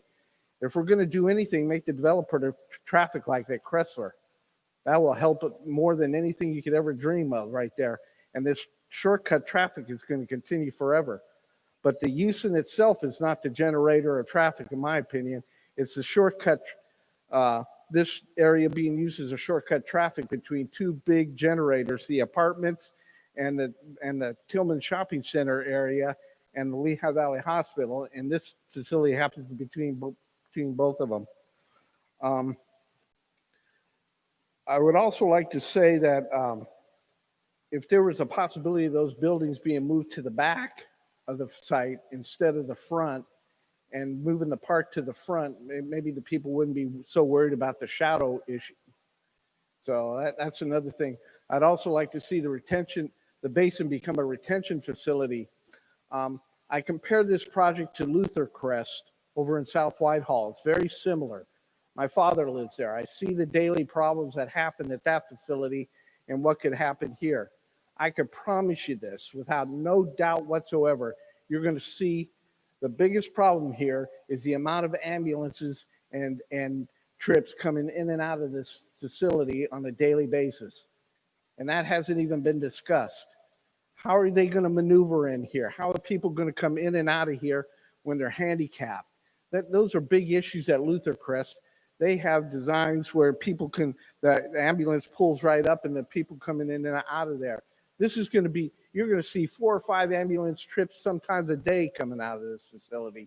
That needs to be discussed not only as a conditional use, but maybe as a land development issue. Parking for handicap, parking for van facilities, buses. Like I said, those are the high traffic generators, in my opinion, not people coming in and out of there, except maybe guests to visit the family members. And from what I see, I don't see too many guest parking areas here. And at Luther Crest, that's at a premium. They actually almost fight over them because so many family members come to visit their other family members there. So please take that in consideration. Again, another issue, snow plow easements. I don't know how you're going to snow plow down that one huge aisle there. That's an issue you guys are going to have to work out in the land development stage. Again, one of the things that this is a stormwater issue, but again, it could be brought up at the land development stage. These type of homes, people, the older generation likes to work with their hands. They like to work in gardens, and many of these facilities have garden clubs. Consider using rain gardens and stormwater management and let the people there work them. I mean, use green roofs, use things that there's no place for the water to go out here. Flooding has been a major issue for the last 30 years, so I'd like to see a retention pond there and every bit of that water kept on there and using a spray irrigation to keep the pond going. Older folks like to walk around a pond with their wheelchairs and fish or look at the fish or have a aerator in there. You're not utilizing the scope of what the potential is here, and simply discharging that water down to a stormwater problem that's been existing for years is not helping. There needs to be a lot of out-of-box thinking for this project to go forward. Lastly, and it really hasn't been brought up a lot on this project, but the water quality issue for here has to be taken in consideration, because further downstream this area feeds the reservoirs for the Shant Spring Reservoir down below. So I want you to really consider trying to get that water back in the ground and keeping a retention pond on here. Other than that, I'm in favor of this project. It fits with the scope of Lower Macungie Township. It does what it's supposed to do. I just hope that the developer and the planning commission looks at a lot of the out-of-the-box thinkings. And again, the traffic, this is not a traffic generator. This is like sticking a restaurant in the middle of 2 shopping centers and see how much traffic they can get out of it. This is not a generator, so please consider that. Thank you. Thank you, Mike. Next gentleman, you can just come up to the mic at the podium, and then don't forget to state your name and give your address.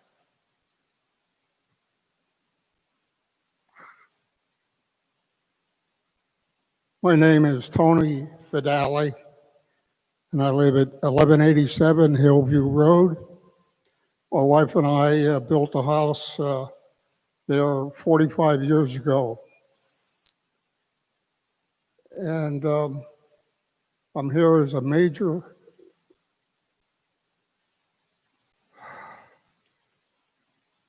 person who's going to be affected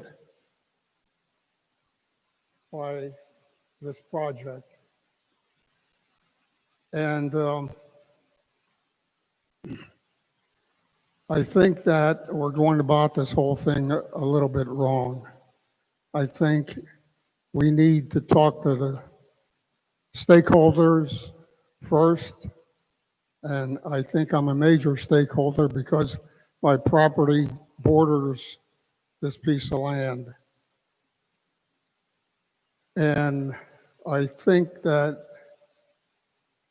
if you're considering the residency R3 or R5, I think the stakeholders should be asked that question first before we decide on what kind of building to put up there. I don't want an R3 residency to go to an R5. I've been here for 45 years based on a nice area with single homes. I'm not interested in having businesses move in to every little piece of land that's available. I'd like to see the question of the R3 and the R5 be settled first before we get into the logistics of building a project like this. That's it. Thank you for your comments. Are there any other residents who would like to speak?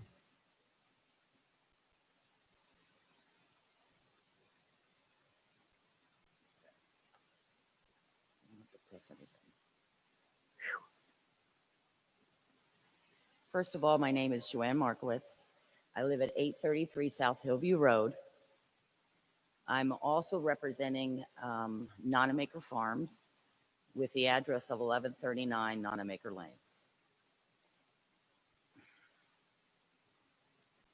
Now I'm going to read this because it's a lot easier. I'm not a public speaker by any means.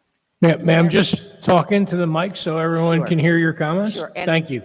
And just so you know, I'm going to talk very slow because there is a horrible echo in here.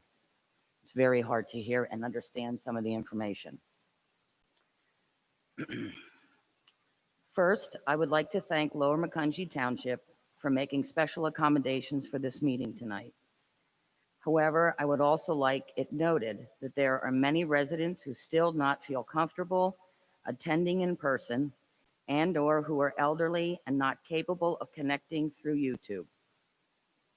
I have also brought with me 300 plus signatures of residents who reside in either Lower Macungie Township or South Whitehall Township who are against the building of Macungie Manor on this parcel of land.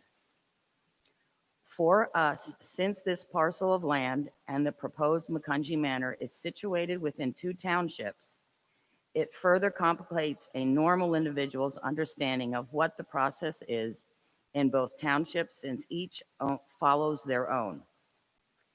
A large majority of residents that will be impacted by this development have no idea that plans have even been submitted to Lower Macungie Township or South Whitehall Township.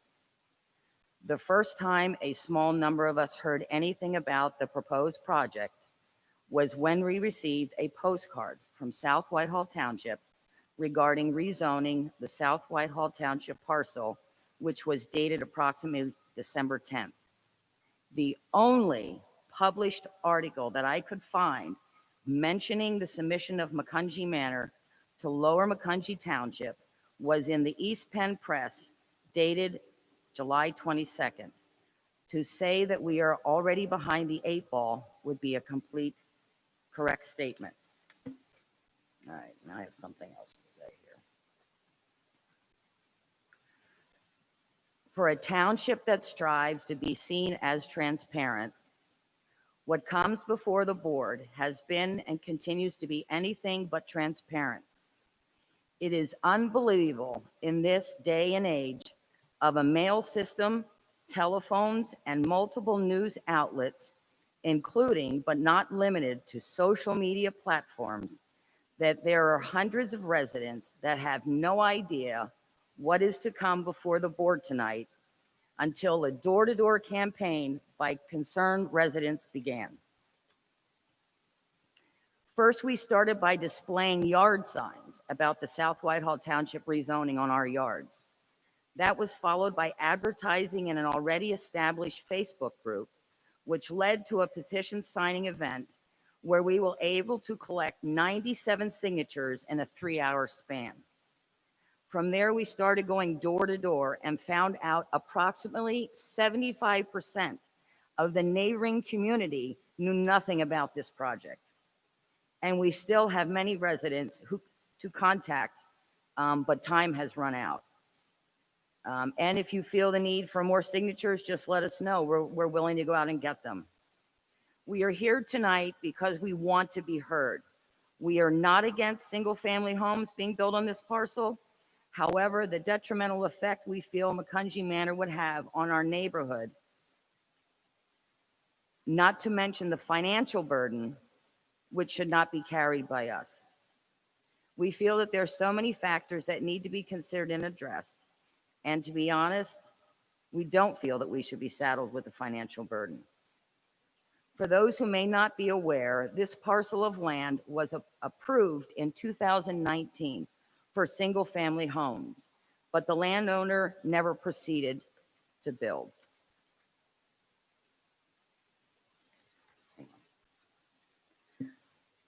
Unfortunately, that decision that landowner made appears to now be falling back on both South Whitehall Township and Lower Macungie Township residents, with the potential to be burdened with unsafe and overtaxed roadways. With the estimated 800 daily trips over a 1-year time span, it'll be 292,000 cars on that little roadway in front of my house. Can you imagine 250,000 cars on that roadway in a year's time span? Guess we might as well add taking land from South Whitehall Township residents' front yards to attempt to make Hillview Road safer. I have heard suggestions of speed bumps, widening of Hillview Road, sidewalks, street lights, all in our front yards. And let's not forget to add the 2 3-story buildings with balconies that will be built in the backyards of South Whitehall Township and Lower Macungie Townships, a residence along with overnight lighting. Can the current water system, a 6-inch connection at Clearway, handle the proposed Macungie Manor usage, or will an adequate new system have to be installed, or will the South Whitehall Township residents be forced to connect to public water brought in from Hillview Road and thereby eliminate our wells? And what about the holding pond? My understanding is the holding pond located at the bottom northeast portion of South Whitehall parcel has the overflow directed toward the property line of I-78, which also is their right-of-way. Has PennDOT, the Lehigh County Conservation Agency, or DEP been contacted by anyone? The above are just a few of the issues we have with the building of this size of a project on 900 Hillview Road. Does the above sound like we, the neighboring residents, are benefiting in any way by allowing Macungie Manor in our backyards? Again, we would welcome single-family homes on this parcel. In closing, the future of our neighborhood rests in the decision being made by Lower Macungie Township as we move forward. We, the residents, hope that you will take our concerns into consideration. Would anyone like these signatures? Here's a copy of all the signatures. Sure, we'll be happy to take them.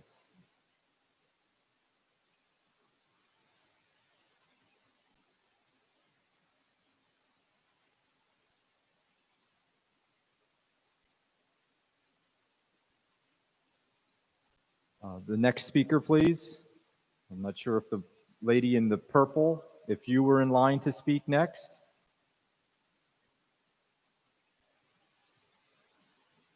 Hi, my name is Janice Smith. I am from 3749 Crestview Drive in South Whitehall. I'm here today as a concerned citizen. I'm also here because it was brought to my attention of this these buildings going into undeveloped land. My concern was when I first saw this and that very few people were notified of such an immense undertaking. I couldn't imagine that two townships could not come together and work together, which I found out it doesn't seem like it's a possibility, as to determining how this will influence many of the residents around. I took it upon myself to go door to door because I was very upset with this. One, because the first time I saw it, there was a meeting announced by the builder, which I thought that was great that he let people be informed. The people that showed up there were people that were directly across from the facility. Only a few feet away do people get postcards telling them that it's going to change their lives. This isn't just going to influence people across the street or down the road. This isn't going to influence townships. It's going to influence elderly residents. It's going to influence both roadways going across the highway of 78 into South Whitehall Township and also down to Cressler Road. I was appalled at the builders meeting, and I'll tell you why. My father always taught me dignity and integrity, and I was very impressed with the men that he had there. I find them very dignified, and I liked how they spoke. As far as the builder was concerned, when the residents started arguing with him, he was very demeaning to them. He seemed like he was bullying them. It was very upsetting to watch. And when they argued about the building, he said, well, I'll just put in townhouses. When they argued about the entrance, he said, well, I'll just put it down below. It was like no concern to him. And if you want to take this builder onto your land and onto your commission, no matter how much money he gives or provides you, think twice about having someone like this bully your residents, maybe even bullying your commissioners, I don't know. Maybe even bullying the dignified men that he has sitting here. I just want you to think in clear conscience of what you're doing and how you're making decisions.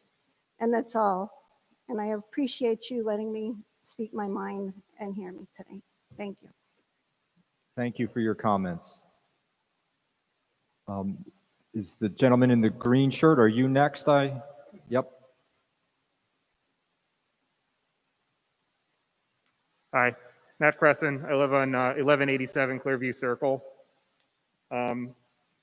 First of all, being an industrial engineer, I had a few questions about the traffic study. Oh, sure.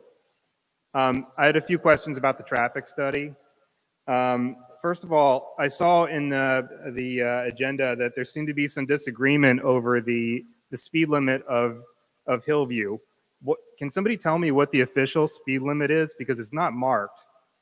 And is there a speed limit sign on the road? I don't recall seeing one. And I saw the study was done assuming it's 25 miles an hour.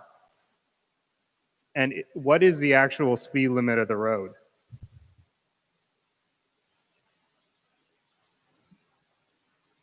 Nate or Brian, do you know what the speed limit?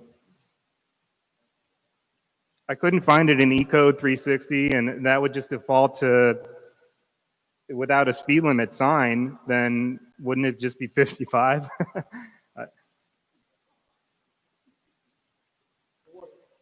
As odd as it may sound, I have been told that, yeah, if the speed limit's not posted, it's 55. I realize that that's absurd in reality, but I cannot verify that with any state codes. I can tell you that based on the review from our traffic engineer, speed limit on Hillview Drive south of Cressler is 25 miles an hour, but north of Cressler is not posted. Exactly. So in our neighborhood, like where I live, it's 25. So, and that's great. But so I'm just trying to point out that the study, like Mr. Attia showed up at the South Whitehall meeting virtually, and he was gloating about how we were all speeding on this road. And the traffic study shows that 85% of the trips are 32 miles per hour or less. So it doesn't sound to me like we're speeding at all. he kind of insulted us in the South Whitehall meeting, but so his own traffic study shows that we're not really speeding on the road, the vast majority of us. So I was trying to get an understanding of what the actual speed limit is.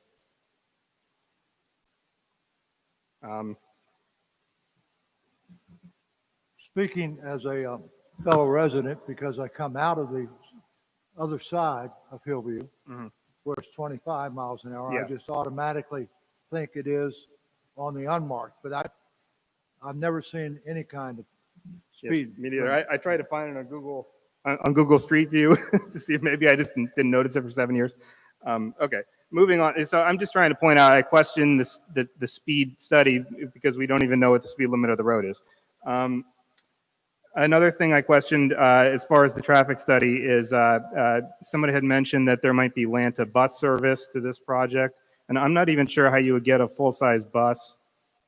You know, how would the bus route be routed in order to get to this facility, to get to that entrance on Hillview? There's a very tight 90-degree turn coming in from the north side over the bridge, and the four-way stop at Kressler is pretty tight for any sort of bus or for a fire truck, for that matter, if there was a fire. And as we know, these facilities get fire trucks, ambulance all the time. So did this traffic study check to see if those types of vehicles could maneuver into here? Well, I can chime in on one thing that would be helpful. While this is in the conditional use phase, when any plan comes in that is a preliminary plan or a land development plan that's fully engineered, we do send, or we actually ask the applicants to send it to Lanta so that Lanta may comment, one, about future routes for service, but two, also for the accessibility of the site for their services. So if it's a project on Hamilton Boulevard, there are already routes that run there.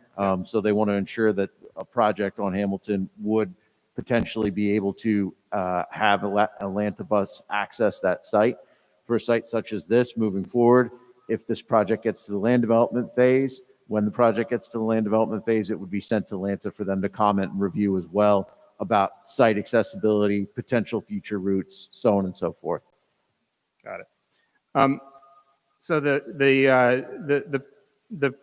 requested change from the 30% to 40% impervious cover, is that being discussed separately, additionally? So is that like a different point where we'll also be able to get up here and speak about that? Or Yes, is it all- that'll be discussed after the conditional use application. So that's the next phase of this. Got it. And trying to focus on the conditional use request, I had a question about the memory care facility on the South Whitehall side. I was wondering, really the idea here is in order to get the conditional use, we're talking about is this above and beyond what a normal facility of this nature would be like?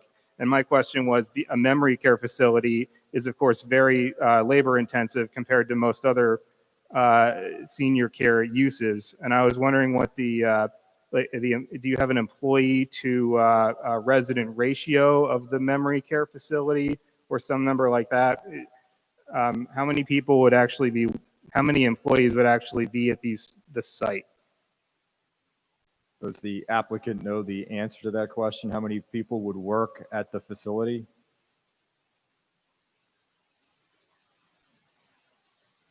I recall Mr. Attia mentioning something in one of the meetings, but I just don't recall specifically. So I would have to come from Mr. Attia. It's an operational question.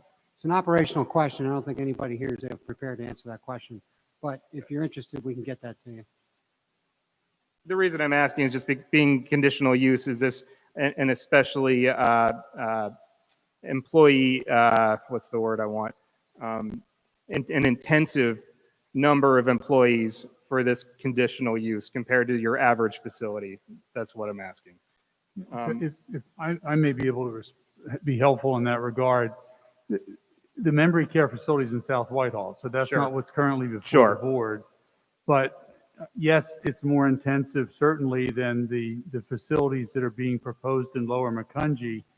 From a traffic standpoint for the overall site, there are presumptions of number of employees and number of per bed, because that comes out of a manual that establishes the likely amount of traffic. Mr. Attia indicated in the discussion in South Whitehall that he believes that the traffic would be substantially less than what the ITE manual calls for, because he runs 3 others of these facilities with the combination and believes that there are fewer trips than would be suggested by the ITE, but I don't believe that study has been done.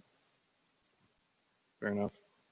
If I can add to that, I've actually done traffic analysis, traffic counts at several of Mr. Atia's facilities over the years, and his facilities are less than what's published in the Institute of Transportation Engineers in terms of trip generation.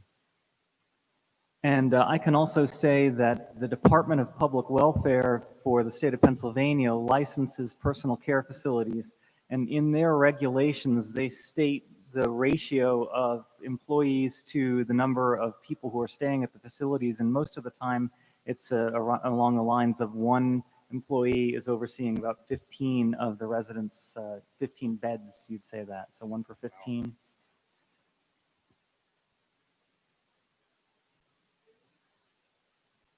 Because memory care is typically a lot more intensive than that, but I don't know for a fact. Okay.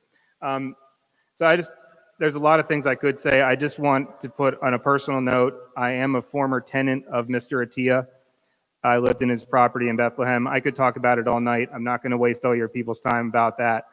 But I just want to say that even I, who followed the man after I lived in his property and saw all kinds of crazy stuff, read about him in the paper, here's this development right down the street from my house, and I didn't even know about it. And I consider myself somebody who follows this guy pretty closely.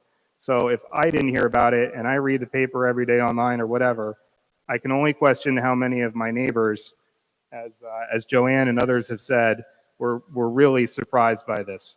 And I just want to point out the same applicant had 2 other projects in the same week as the last hearing, and those other ones, they got a lot of attention from Lehigh Valley Live, Morning Call, and I understand nobody here is responsible for what the press puts out there. But I just want to point out from our perspective that, you know, his other projects, his German grocery store gets like front page billing, literally, and we didn't know about any of this. So I just wanted you to understand from our perspective how we look at it, and how some of the older folks in our neighborhood who don't follow these things as closely were even more caught off guard than me. So thank you. Thank you. Please, do we have another person who wants to speak?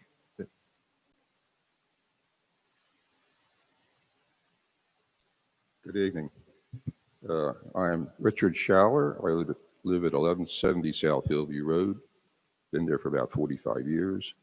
I think the question came up earlier about people walking on Hillview.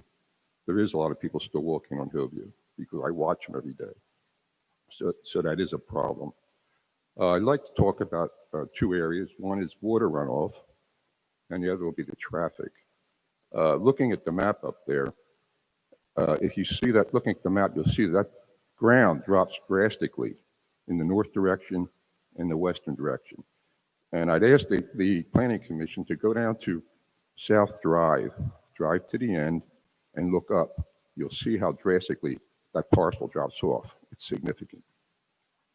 Now, I've talked to several neighbors who said they're having flooding problems with a lot of rain, and flooding in the basements too. So I'd also would suggest, before you make any approvals, to do a survey of all the residents bordering that property to see what they're experiencing as far as water runoff. The other thing is, as far as the drainage basin, it's at the far northeast part of the track.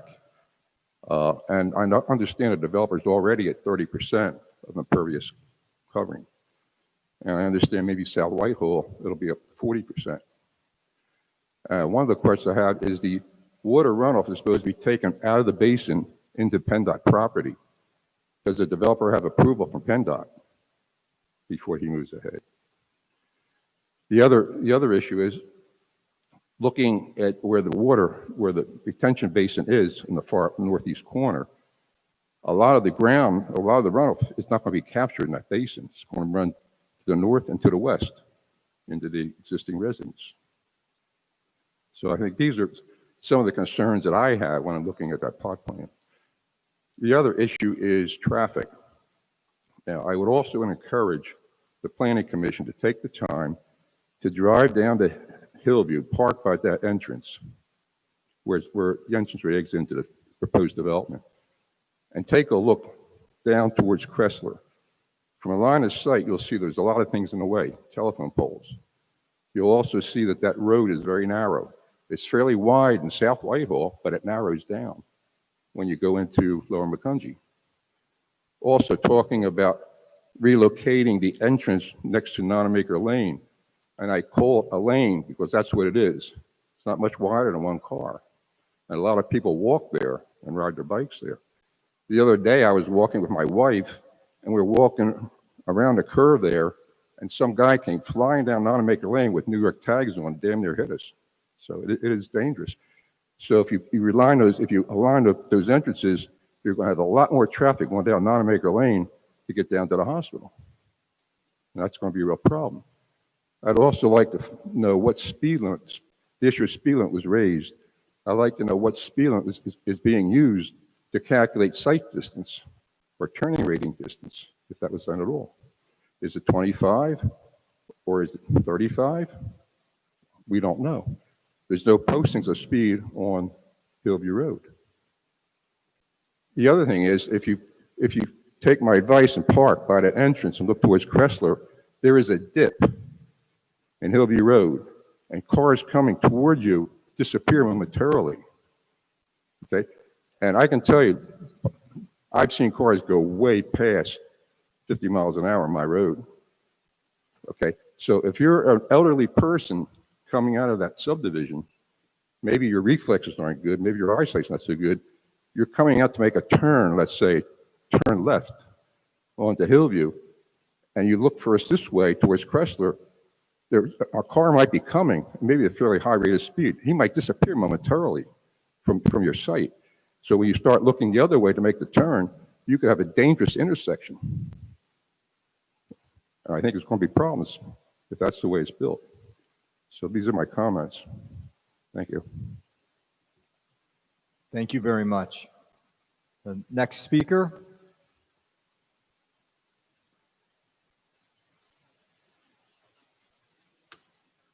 Thank you. Mike Calagiro, I live at 4291 Ascot Circle. That's the sophomore development, and I'm representing them tonight. 30-year resident. I'm also licensed engineer in Pennsylvania and New Jersey. Got a couple of questions about the traffic study. I don't know the gentleman's name. I couldn't hear it. You said 792 trips per day and 60 in the morning, 100 in the afternoon.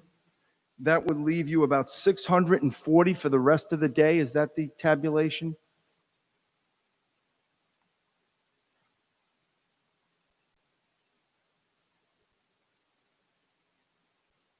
Give me 1 second and I'll repeat the numbers. I'll just recap for everybody else here. 792 trips total per day. The total he said in and out in the morning was only 60, ludicrous number. And then he said 100 in the afternoon. I don't think that accounts for visitors, salespeople coming in and out, other service people like that.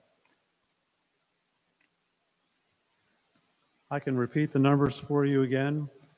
The average daily traffic volume, 392 entering the site, 392 exiting the site, for a total of 784 over a 24-hour period. During the morning peak, 18 entering the site, 10 exiting the site, for a total of 28. For the PM peak hour, this would be the roadway peak in the afternoon, 31 entering, 28 exiting, 58 total. For the PM peak hour generator, which would be that shift change somewhere approximately around 3 in the afternoon, 47 entering, 53 exiting, for a total of 100. This is based on data published by the Institute of Transportation Engineers in their manual trip generation. It's last been updated about a year ago. Okay, seems like an enormous amount of traffic the rest of the time and a very low amount. And I do want to give you a qualitative analysis. I don't have the quantitative study like you did, but I will say qualitatively, I can stand in the middle of Cressler Road at 4 or 5 in the afternoon and have no cars come by for a minute. Ex-pandemic, you can never do that. This traffic study, if we're going to really do it the right way, has to be done, not only post-pandemic, but we also, what's going on, Lehigh Valley Hospital, I know for a fact, because of the drop in elective surgeries during the period that we did this study, didn't have people coming to their office. There was a lot less people coming to the office, a lot less traffic. The difference in Cressler Road and Hillview right now during the pandemic versus what we see normally is astronomical. 40% was not a good number, again, qualitatively from how we feel in the neighborhood.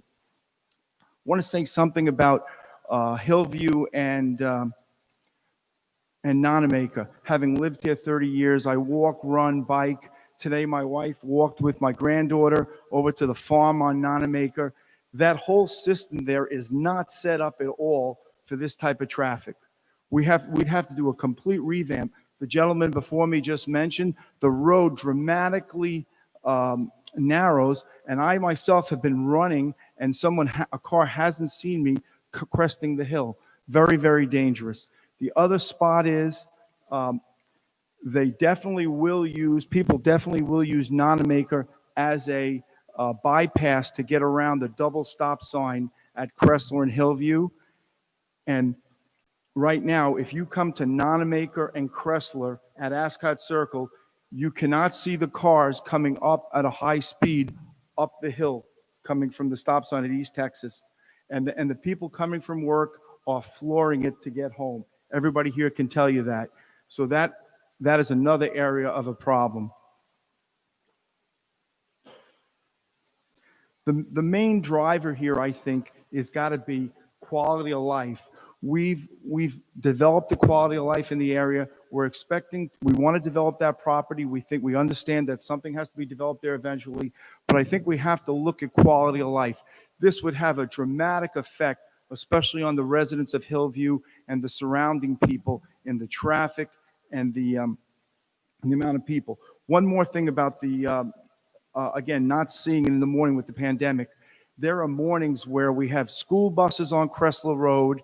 We have the refuse trucks, the very large refuse trucks, and we have people trying to get to work at the hospital, all going around and backing up each other. And it's a very, very dangerous situation. I'm worried about a vehicular fatality. I really am. It's a dangerous situation if we allow that much traffic. One other point that one of our other residents mentioned to me is, and I don't know if this is a factor, but is there an impact of the heavy equipment, the heavy machinery on the overpass? Is it rated to carry that, the overpass on Hillview Road? Is it rated for that type of equipment? I don't know. Someone mentioned it to me and it sounded like a valid point.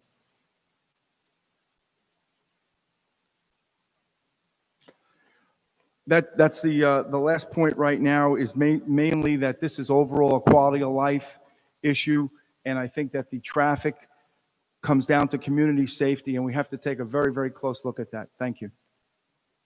Thank you very much. Is there another speaker? Would anyone come up to the microphone there?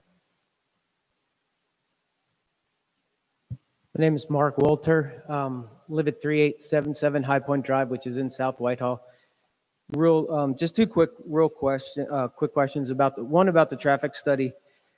There was a reported 800, I think he said, proximate cars traffic for the day, 50% of which goes to South Whitehall. But I did get it. Well, I didn't really get a chance to read it yet. It's quite lengthy, and I don't know all the engineering.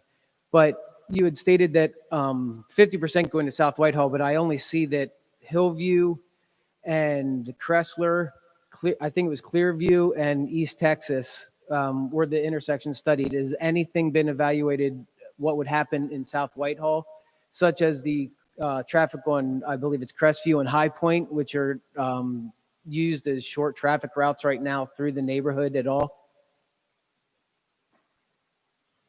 Can you answer that one, Mr. Terry? Sure. At this time, the traffic study doesn't analyze any intersections in South Whitehall Township. I don't know if you heard that, but I didn't, I'm sorry, there's a fan. Okay, he said that he didn't analyze any of the intersections in South Whitehall. So that intersection was not analyzed as part of the study. He didn't do any of the intersections in South Whitehall. Okay, thank you. And then just one final thing is, I didn't really follow along with, I think it was you, Mr. Russ was talking about future potential use and rezoning of what could happen to it in a later date. Oh, I'm sorry.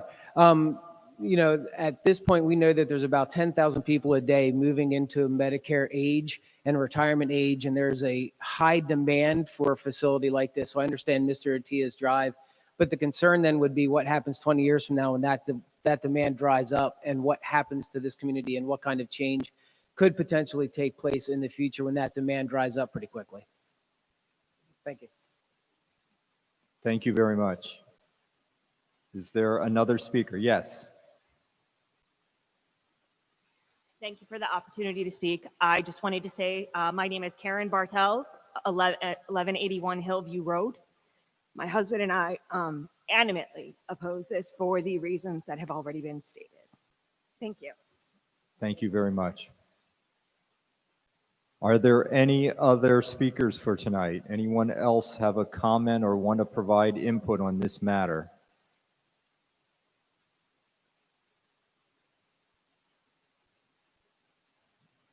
All right, I think we're at a point where the Planning Commission needs to, yeah, you have to come up to the microphone and please state your name and your address.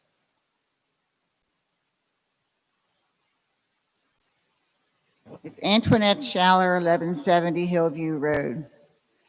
You know, when you have these meetings, and we are in the situation now where people are afraid to come out, okay, they can watch you, but they can't interact with you, okay? You said they can send you an email with their questions, but they can't interact, okay? And they're hearing you, and then they have these questions, but there's no way they can get to you.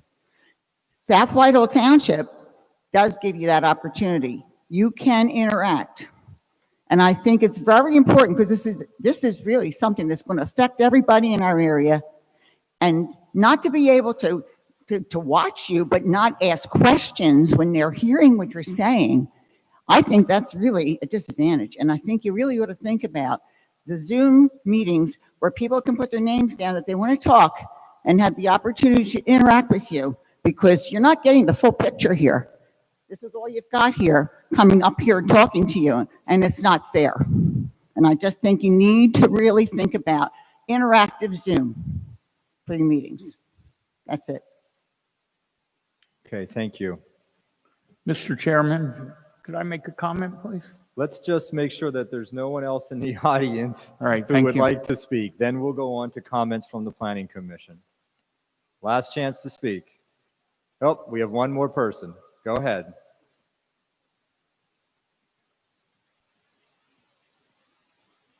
Joanne Markowitz, may I just ask two questions?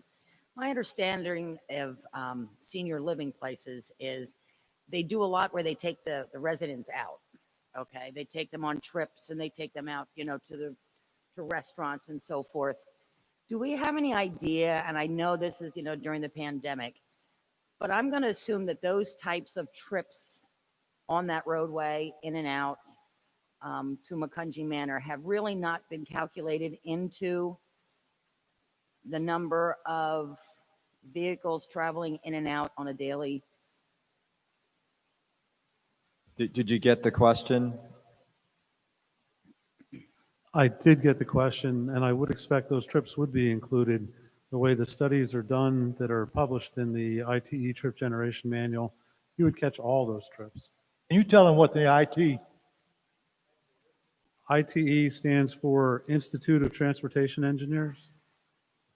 So I think what he's saying is there's a manual that engineers use, and it puts a number of trips. They do studies across the whole country on similar facilities, and trips like you had just mentioned, trips where the residents go out on a bus or something like that, they're already factored in. So I think his answer is that trips like you mentioned are factored into the traffic counts. Okay, I'm talking about like daily trips.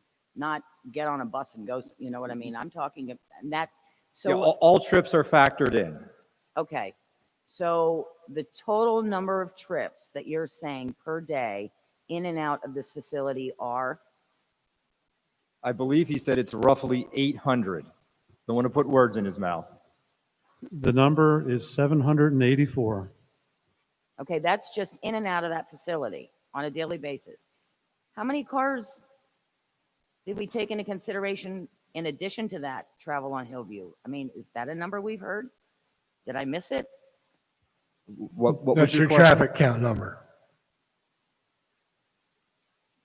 The traffic study includes all of that data, quite a lot of detail on that data. In fact, we have not presented all the data from the report. You're welcome to go to the appendix and review the traffic counts and see the full information. It's broken down into 15-minute periods during that 6 to 9 in the morning and 3 to 6 in the afternoon period. Okay. All right, thank you. Thanks.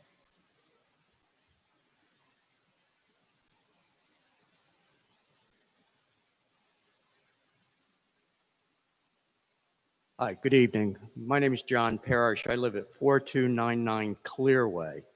I'm 3 houses down from the proposed emergency entrance. I want to echo concerns I have for the water, the drainage situations. I live there. I see the river down. It is right now at the top of my it overtops the curbs. They are shallow curbs that are in that development at this time. I'm also concerned as far as, again, this goes back to the next stage, but water sewer hookups, as far as volume, that type of thing in the development. We've had enough water and sewer issues with sinkholes and other things in that development. I've been there 33 years. There was a comment made as far as potentially opening up Clearway to through traffic. Again, you're in a residential area. There are no sidewalks in Clearview Manor there. There is already, with the foot traffic there, you're having to get out of the way of cars coming back and forth. So that's a consideration.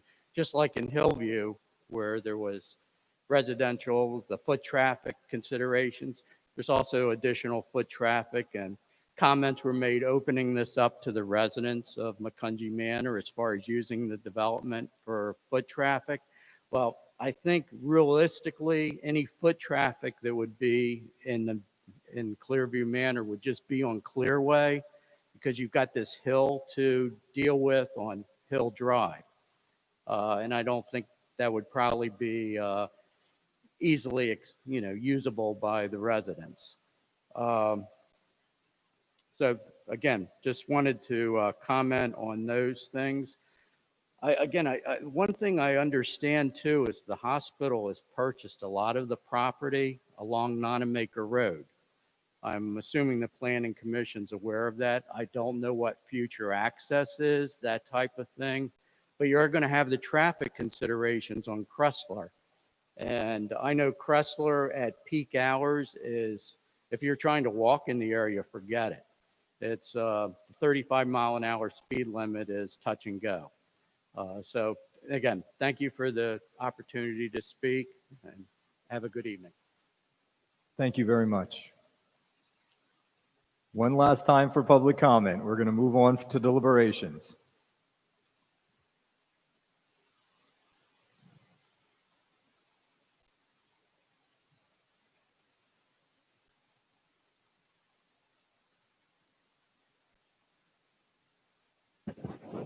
Good evening. My name's Julie Hess. I live on South Drive in Maple Hills. My question to Minister Attia is, why are you picking this particular place where there's a lot of other places except that you can get away with this, getting away with the chief, and ruining our township, ours and the next doors? Sorry. Mr. Attia, why are you picking in this particular place except the two townships to buy that parcel of land except maybe you're getting it cheap and ruining our two townships. Have you no conscience? But of course you don't. You wanted to get places where they place alcoholics, drugs, and people coming out of jail and everything. Is this what you want for this country, for this area? I am so ashamed to even know your name. Thank you. All right, I think we're at the point we're going to wrap up public comment. We're going to move on to deliberation among the Planning Commission members. And I believe, Tim, you had a question or comment. I think Nate wants to say something. Yeah, if I may, Mr. Chair, members of the Planning Commission, I would just like to give a point of information for members of the public who are here for our meeting this evening, as well as those who are watching at home.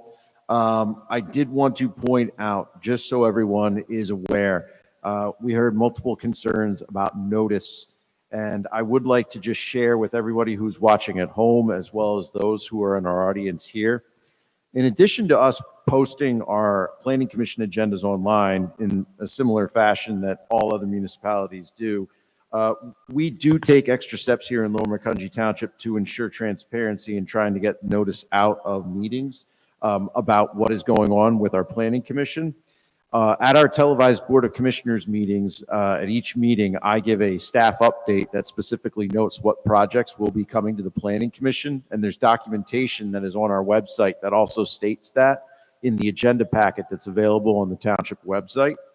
In addition to that, we have a feature on our website now that actually tracks each and every land development project that is currently in process here at the Township. You can click on the planning webpage on our Township website, and it will list each and every land development project that is currently before the Township under the review process.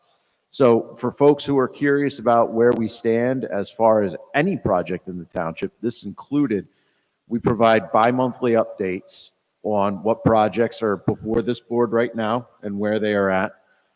We have a spreadsheet that is on our website that lists it. And then in addition to that, we post everything on our website as far as the agenda goes in accordance with law, as our other peer municipalities do. So we do strive to put those public outreach methods out there for people to be aware of. But more importantly, for everybody watching at home and for those who are in the audience tonight, please make use of those resources so you can stay up to date as much as possible. Thank you very much, Nate. And Tim, you had a comment or question? Yeah, thank you, Nate, for that, because I was worried. That was a concern, and I didn't know whether there had to be some notices sent out to residents that live, within a certain area or a distance of this project. That's one of my concerns. And that's true as well. I should note that we are not at that point yet because the hearing for the conditional use has not yet been scheduled. However, people who live within 500 feet of this proposed property will receive certified mailing of the hearing, its scheduled date, as well as the information about what is to be included in the hearing. That is the portion of the process where our office will send that out once the hearing is scheduled. People will receive that in the mail. Okay, I think that's important to know that, and I wasn't quite sure on that. So I will say that today I was out there. I parked at the end of Hillview Road, and like one gentleman suggested, I walked the land. I saw the slope of the land. I also walked all the way around and looked up that way also. When I was coming down Hillview Road, there were 5 people walking, 2 of them with dogs, no kids that I saw. It's kind of a windy road going down there, and I think it seemed like it wasn't very safe for people, for a road with a lot of traffic. So my only concern here, and I just want to make a comment, you can take it for what it is, but in Lower Macungie Township, we have general conditional use standards, and there's 6 of them, I believe. And 2 of them have been brought up repeatedly today. One is the suitability for the property in question, but if you go to the end of that, it says appropriate in scale, appearance, intensity of use with the existing or intended character of the general vicinity / neighborhood. And I know this has come up with other projects that we've had here in Lower Macungie Township. And the other concern of the 6 here, the other concern is suitable in terms of effects of street traffic and safety with adequate sidewalks, vehicular access arrangements to protect major streets from undue congestion and hazard. And in my opinion, I'm not satisfied with the answers that I got tonight. And I have concerns about that. So I just wanted to make those concerns known to my fellow board members. Tom, can I just chip in? What a gentleman that came up and said he lived in Clearway reminded me. I'm getting a little long in the tooth, but it was 48 years ago that I was in one of the first homes in Clearway, right at the end where it goes up the hill. And I remember coming out of my house and looking across the street one day, and it was a 20-foot sinkhole. I also remember the flooding that occurred at the bottom. And this is back when those fields were acting like sponges. There wasn't a concern for any kind of impervious coverage at all. So I'm just making that comment, particularly for our engineers to look into that. That's not something that's new. It's been going on for a good while. Any other comments from the Planning Commission? Just one quick question. I think, Nate, you may have did it look like you had a line of sight study on the screen at some point that might address Tim's question about appropriate in scale? Yes, that was submitted, and I'll pull it up right now.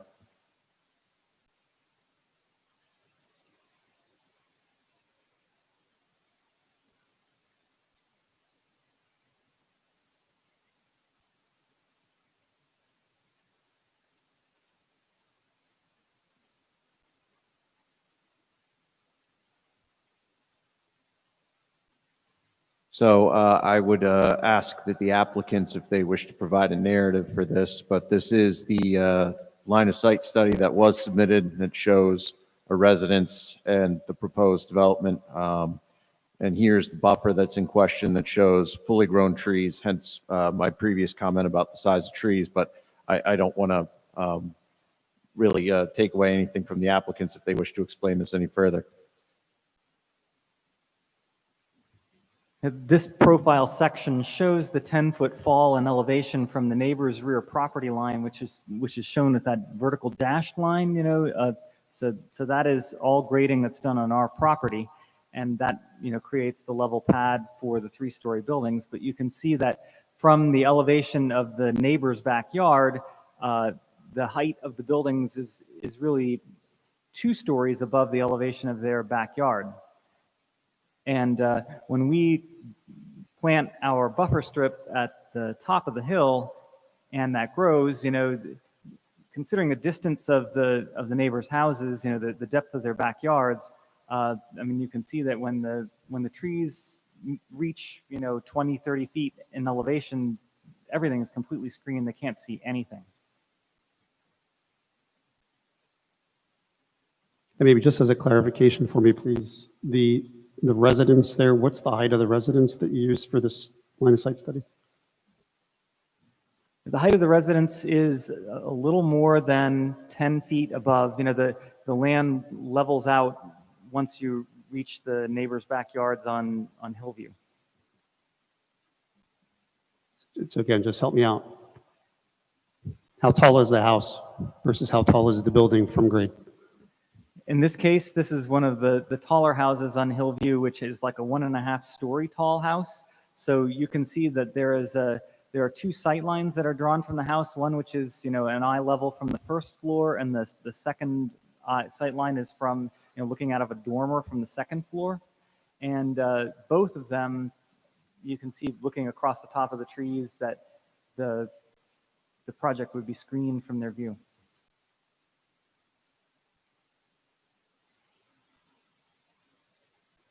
Okay, I think we're at a point where we need to make a decision and reach some consensus. I believe the Board of Commissioners needs to take this issue up before the end of the year. So we really need to get a recommendation out tonight for the Board of Commissioners to consider. And I think our options are pretty clear. We can recommend approval of the conditional use application, or we could recommend that the Board of Commissioners reject the conditional use application. Of course, we can attach reasonable conditions. If we make a recommendation to approve, we could attach reasonable conditions to that recommendation.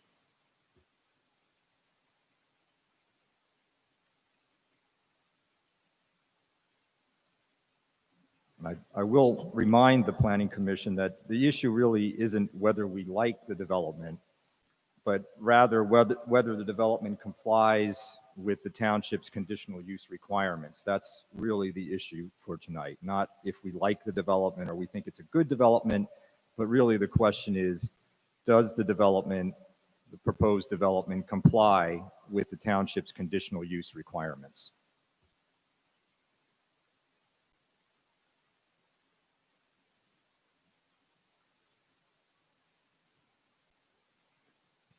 Don't everyone jump in at once.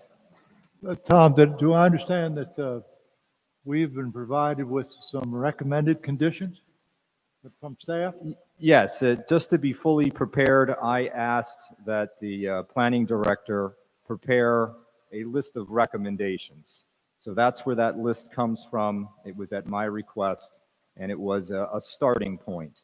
So not that we have to go with that list of recommendations, but I think it's something at least we can start from. And if I may chime in for everyone on the Planning Commission's edification and those in the audience and watching at home, those recommendations of conditions here are based off of technical reviews by the planning staff, the township zoning officer, our fire department, the township engineer, as well as our legal team. So it's really a distillation of what's been included in our prior review packages that have been part of the Planning Commission review to date. And maybe the best place to start is there consensus that the applicant has met the requirements of the conditional use requirements in the ordinance? Or do we believe that the applicant failed to meet the conditional use requirements in the ordinance? Maybe that's where we start. Tom, I number one, commend Nate and the staff. I think they've done an excellent job in putting together what they're calling potential conditions of approval. But I also have got to, I think we need to start where Tim put us, and that is on the general conditional use standards. And I think, what was it, number 3 and number 6, Tim, that you were concerned with? Yes.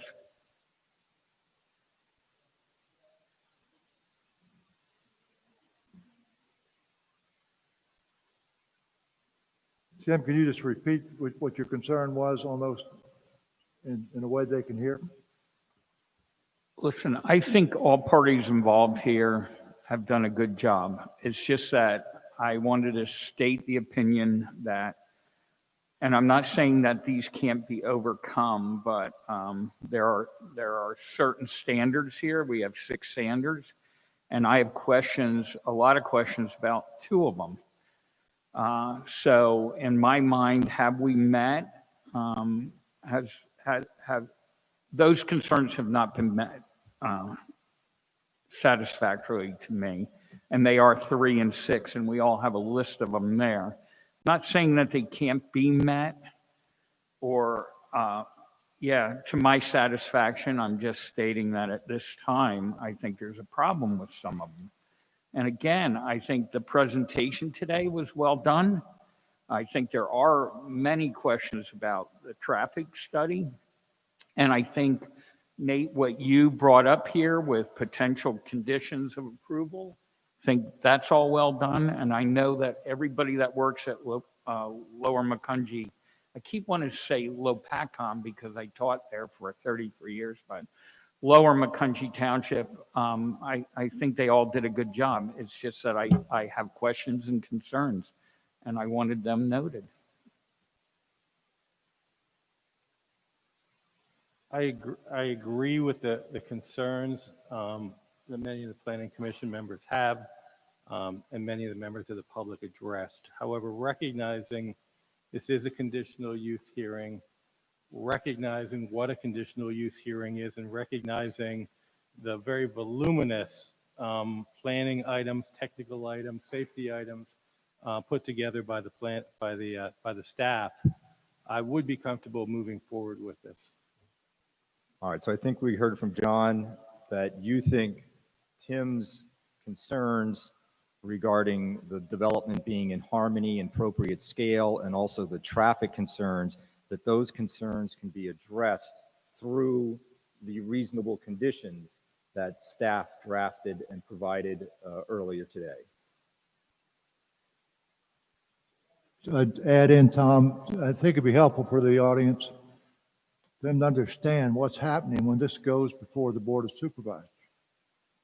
They've got to meet the Board of Supervisors, Board of Commissioners, I'm sorry.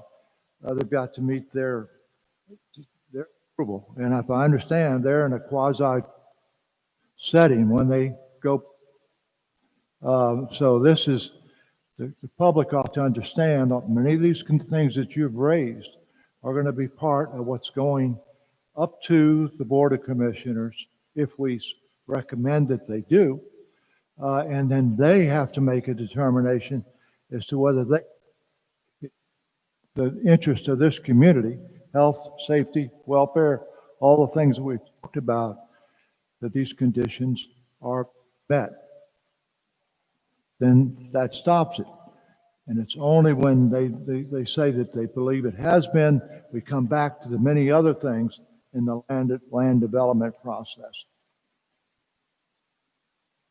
That's a good point, Bob, that this is the first step in a two-step process. The first step being the Planning Commission. We only make a recommendation. The Planning Commission does not have the final say in this matter. We only make a recommendation. That recommendation goes to the Board of Commissioners, and it will ultimately be up to the Board of Commissioners to decide this issue. So that is a good point, Bob. But let's circle back. I think, we have some consensus forming around a recommendation for approval with some very tough conditions. Is that where the consensus is going at this point?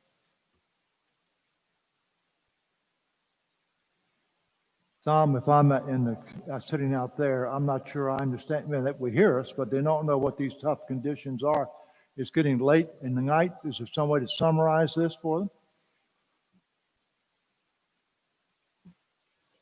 It's several pages long, so a summary might be difficult, but if anyone could summarize it, Nate would be the best one. I think what Tom is asking is there going to be a motion to approve with conditions, and those conditions are in front of you as proposed by staff. Certainly can discuss each and every one of them, but I think the thought was to read them if there was a motion to pass this on favorably to the Board of Commissioners.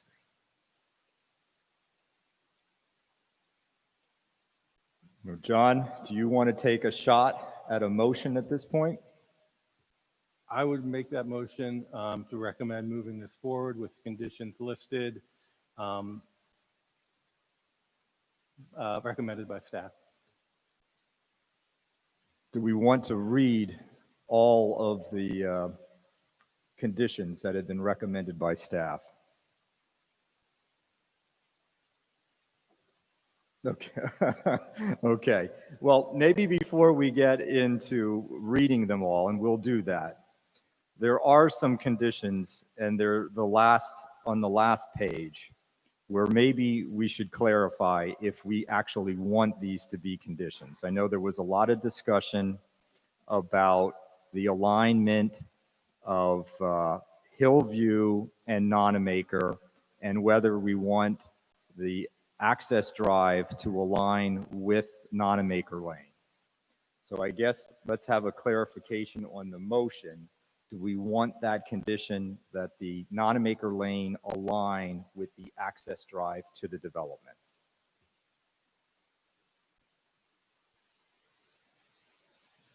At this point, I would recommend yes, as that is the recommendation of our township engineer.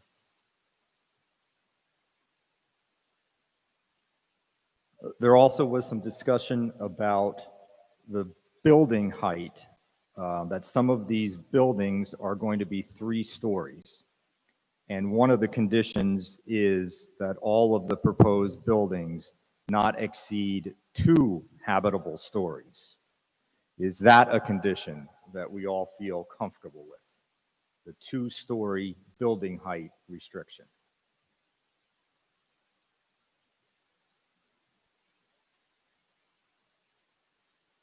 With clarification that they are currently proposed at 3 stories.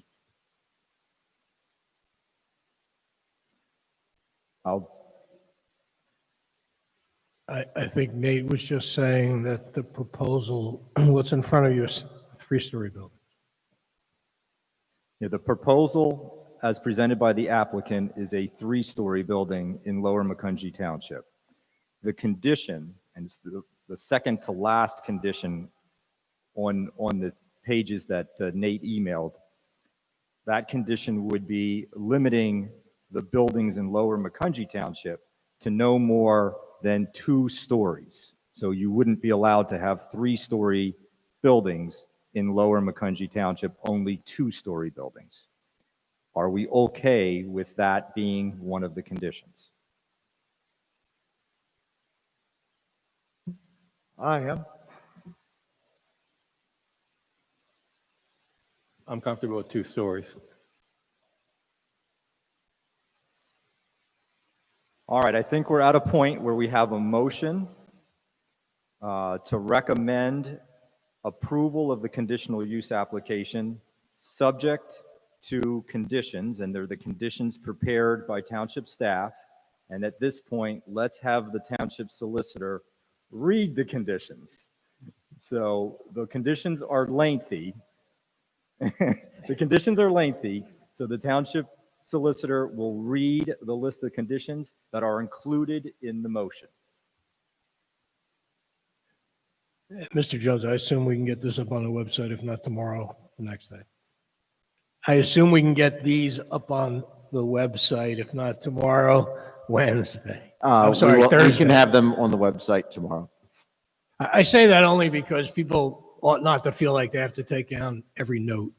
But let me read it. As I understand it, there's a motion to approve with conditions. And these are the conditions that staff has recommended. Number 1, the project, all business marking, signage, advertising, and formal naming shall utilize the name Lower Macungie Manor to accurately reflect the locale of the business per resolution passed by Lower Macungie Township Board of Commissioners. 2, the applicant shall install a bermed Class C buffer along the perimeter of the site, except for the property line along US Route 78. Evergreen trees to be installed shall be at least 8 to 10 feet in height, and deciduous trees shall be at least 3.5-inch caliper. Buffers shall also include various shrubs, ornamental grasses, perennials, etc., to ensure buffering per Lower Macungie Township design guidelines and to the written satisfaction of the Town and Planning Department. The design shall be submitted and stamped by a registered landscape architect and reviewed and approved to the written satisfaction of the Township Planning Department prior to plan recordation. 4. No, it is 3. The applicant shall install a Class B buffer where the property abuts US Highway Route 78. Evergreen trees to be installed shall be at least 8 to 10 feet in height, and deciduous trees at least 3.5-inch caliber. Buffer shall also include shrubs, ornamental grasses, perennials, etc., to ensure buffering per the Lower Macungie Township Design Guidelines and to the written satisfaction. Design shall be submitted and stamped by a registered landscape architect and reviewed and approved to the written satisfaction of the Township Planning Department prior to plan recordation. 4, the main entrance to the site shall include stone monument signs matching the stone used on the proposed structures and lit in conformance with Lower Macungie Township zoning ordinance. The entrance shall be landscaped with attractive 3-season interest shrubs, perennials, annuals, flowering shrubs, and specimen trees. The design shall be submitted and stamped by a registered landscape architect and reviewed and approved to the written satisfaction of the Township Planning Department prior to plan recordation.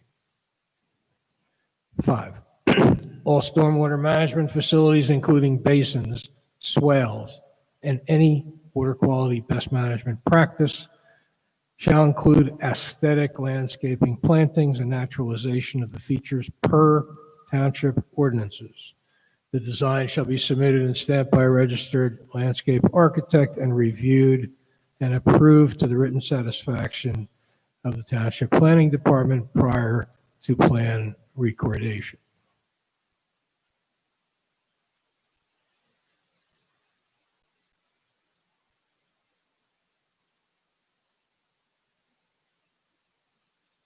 Number 6, all proposed walkways, trails, and/or pathways shall be designed to comply with American for Disabilities Act standards.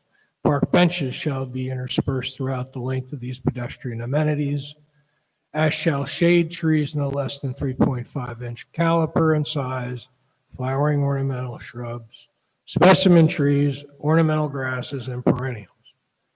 The design shall be submitted and stamped by a registered landscape architect and reviewed and approved to the written satisfaction of the Township Planning Department prior to plan recordation. 7, all walkways, trails, and pathways shall connect to Clearway and Hillview Road, and all frontage areas of the lot shall include paths for township ordinance to provide pedestrian connectivity within the neighborhood.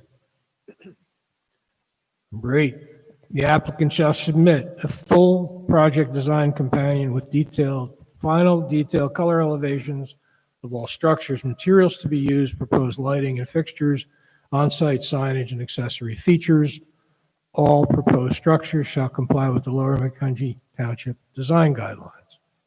The applicant shall submit the complete project design companion at the time of preliminary plan application. It shall be reviewed and approved to the written satisfaction Township Planning Department prior to plan recordation. The project design companion shall be included into developer agreements as an exhibit and recorded at the Lehigh County Recorder of Deeds. Number 9, in the event that the proposed life care center should ever cease operations as approved by conditional use, the applicant or its successor and assigns shall obtain any and all necessary zoning approvals or zoning relief for a change in the use of the site. Further, in the event that there is a proposed change in use of the site, the applicant or its successors in interest shall submit and apply for a new conditional use following receipt of any necessary zoning approvals or released by the Lower Macungie Township Zoning Hearing Board. A note acknowledging this provision shall be included in developer agreements running with the land in perpetuity to be recorded at the Lehigh County Recorder of Deeds. 10, all on-site lighting shall comply with township ordinances and meet dark sky standards. No lighting on site shall cause glare or ambient glow such that it causes disturbance to abutting residential lots. This shall be reviewed and approved on site plans designed by a certified electrical lighting engineer and reviewed and approved to the written satisfaction of the township engineer prior to plan recordation.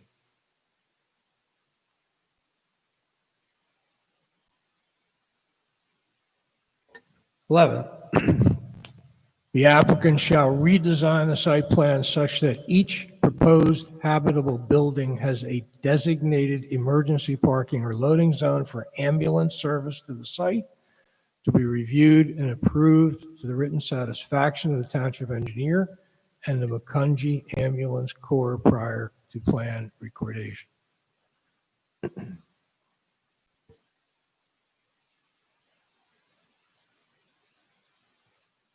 Number 12, the applicant shall redesign a site plan such that the entire site and each proposed habitable building provides for life, safety, fire, rescue, and service access to be reviewed and approved to the written satisfaction of the township engineer and the Lower Macungie Fire Department Fire Chief prior to plan recordation.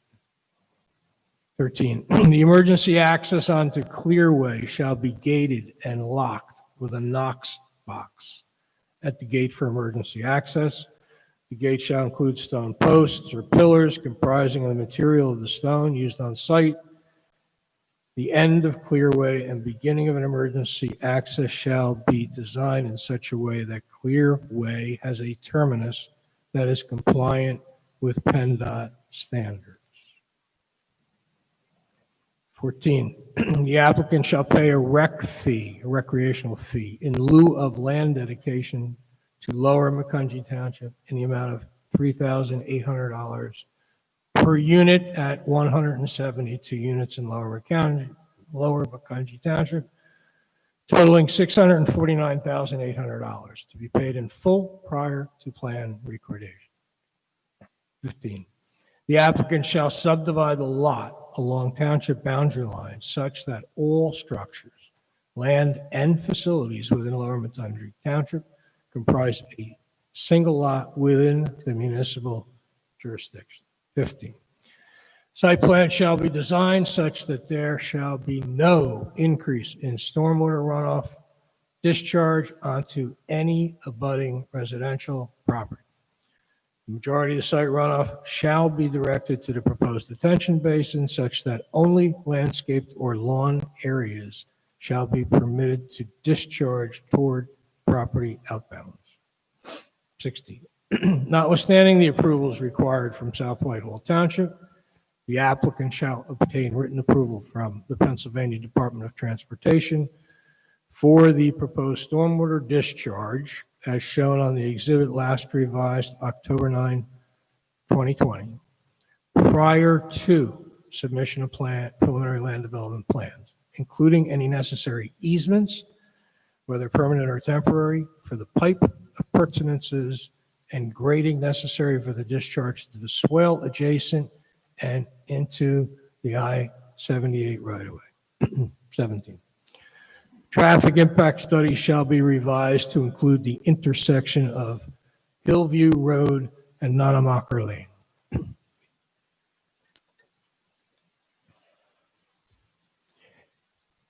There are only 3 more.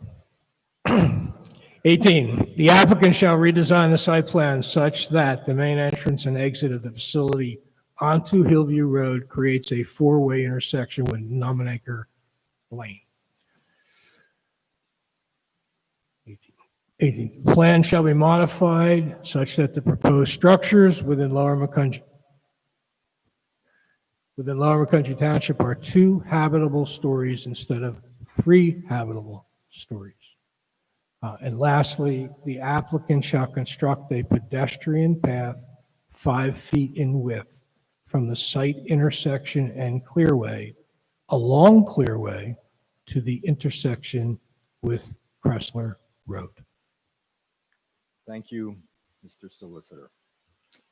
We have a motion to recommend to the Board of Commissioners the conditional approval of the developer's conditional use application, subject to some very strict conditions, which were just read by the Township Solicitor. Is there a second to the motion made by Mr. Hammer?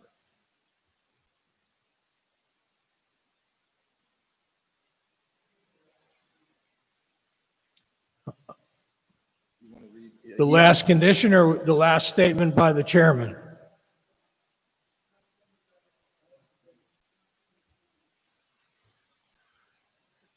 The applicant shall construct a pedestrian path 5 feet in width from the site intersection and clearway, along clearway to the intersection with Crestler.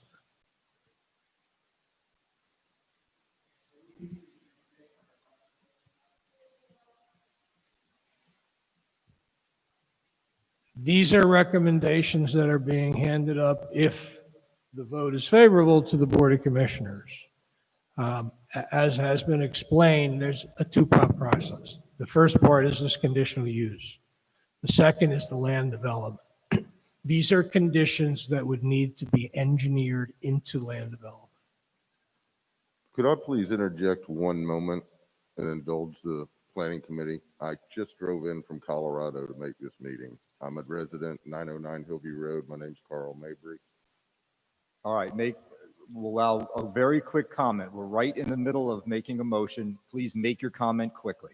Yes, sir. I've been listening to the meeting online all night, driving in. I would, if you're comfortable, and only if you're comfortable, could you just take your mask off for purposes of speaking into the microphone so everyone can hear you? Absolutely. Thank you. Thank you for the time. Can you just repeat your name and address one more time? The applicant didn't get your name and address. Yes, sir. Carl Mabry, 909 Hillview Road. I've been listening to the meeting all night long, heard a couple of things that concern me very much with this. I'm not going to repeat them, but I will touch a few bases. A traffic study has been done. It's only been done, to my knowledge, and from what I've heard in this meeting, at the corner of Crestler and Hillview.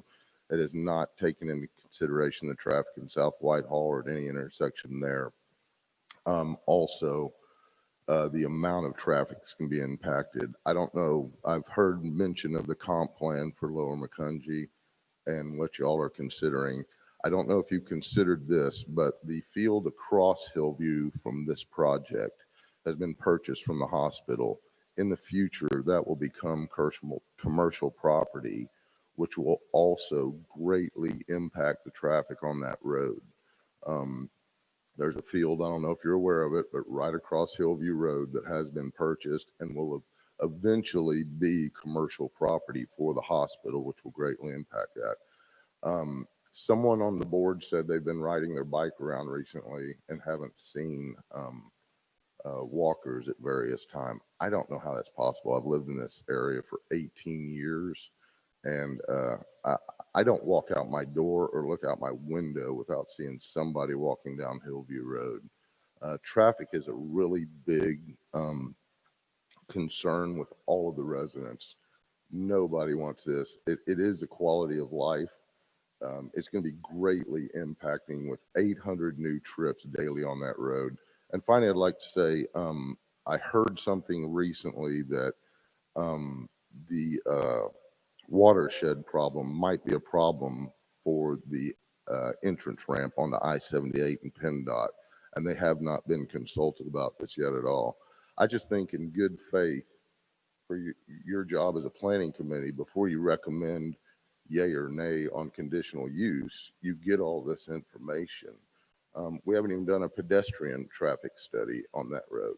So I would just urge that maybe y'all take the time, a little more time, to consider these and all the other concerns before you recommend using this for conditional use that you're looking at. And I thank you very much. Okay, thank you for your comments. We have a motion to recommend to the Board of Commissioners the approval of the applicant's conditional use application subject to conditions. There's a motion out there. Is there a second to the motion? Tom, before we answer that, can I just ask our solicitor, the general conditional use standards that Mr. Pickle brought up, are we correct in assuming if we do approve this, that the Board of Commissioners will take into consideration these general standards as well?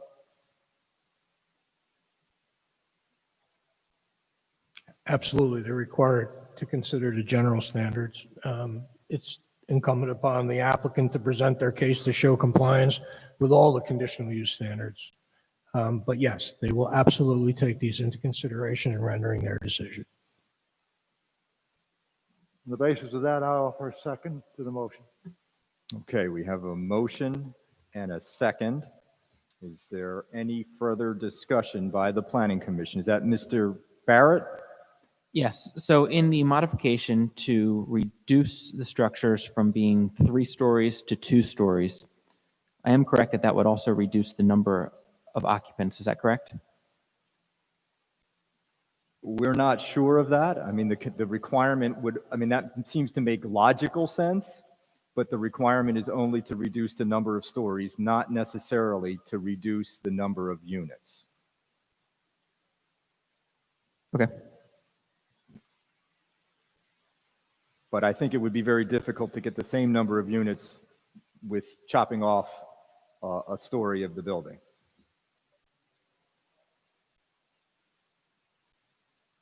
Any other comments from the Planning Commission? Tom, just to clarify the process. The Board of Commissioners has to take into consideration the 6 general conditional use standards. That's correct. They're going to have a separate hearing, and it will be held in front of the Board of Commissioners, and they will consider all of these conditional use criteria, and the applicant's going to have to prove their case in front of the Board of Commissioners. Okay, so they have to follow the general use. Anything we put as additional conditions, they could take under consideration, but they could choose not to follow one or all that we put in our recommendation. That's correct. Yes, the Board of Commissioners can totally ignore our recommendation. Thanks for clarifying. Anyone else from the Planning Commission? Any further comment from the Planning Commission? Tom, I've been talking too much, but I've just got to say this to the citizens particularly. I just happen to have opportunity to go before other boards of supervisors and in different townships. I got to say to you, this is, in my judgment, being done right. It's being done according to the book. I would encourage the citizens. The conditional use is a lot of hurdles. You heard what we're recommending. The Board of Commissioners, we can't promise you they'll follow them, but that's what we're here for. We do have a Board of Commissioners that listens to our Planning Commission. I think we've got a doggone good Planning Commission, a doggone good staff. So I would encourage every member, if this does go to the Board of Commissioners, place to show up is that meeting. As Mr. Jones has told you, you're going to get notice if you're within so many feet of this project as to exactly when that's going to happen. And I would also commend the developer staff. I think they did an excellent job in their presentation. Thanks, Bob. All right, let's move on to the vote. So all in favor of the motion to recommend approval of the conditional use, please say aye. Aye. Aye. Opposed, say no. No. No.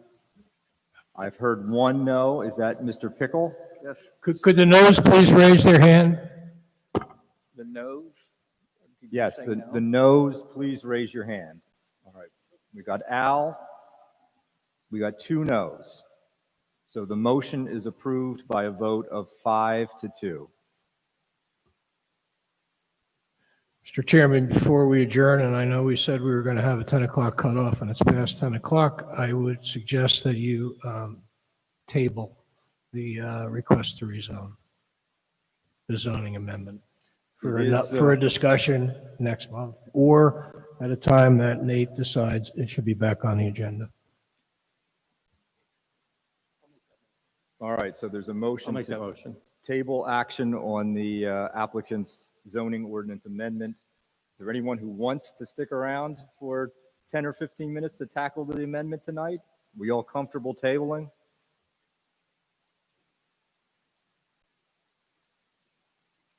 All right, there's a motion to table. Is there a second to table?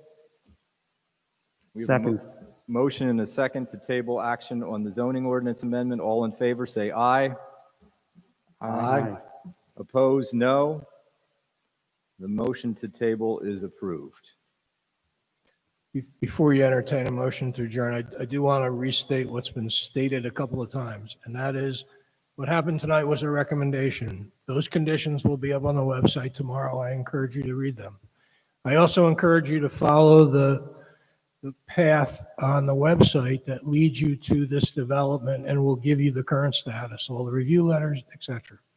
And last but not least, it is in all probability a hearing that will be held before your elected officials in December. So please follow the website, look for advertisements, and yes, there will be certified letters when that hearing is scheduled.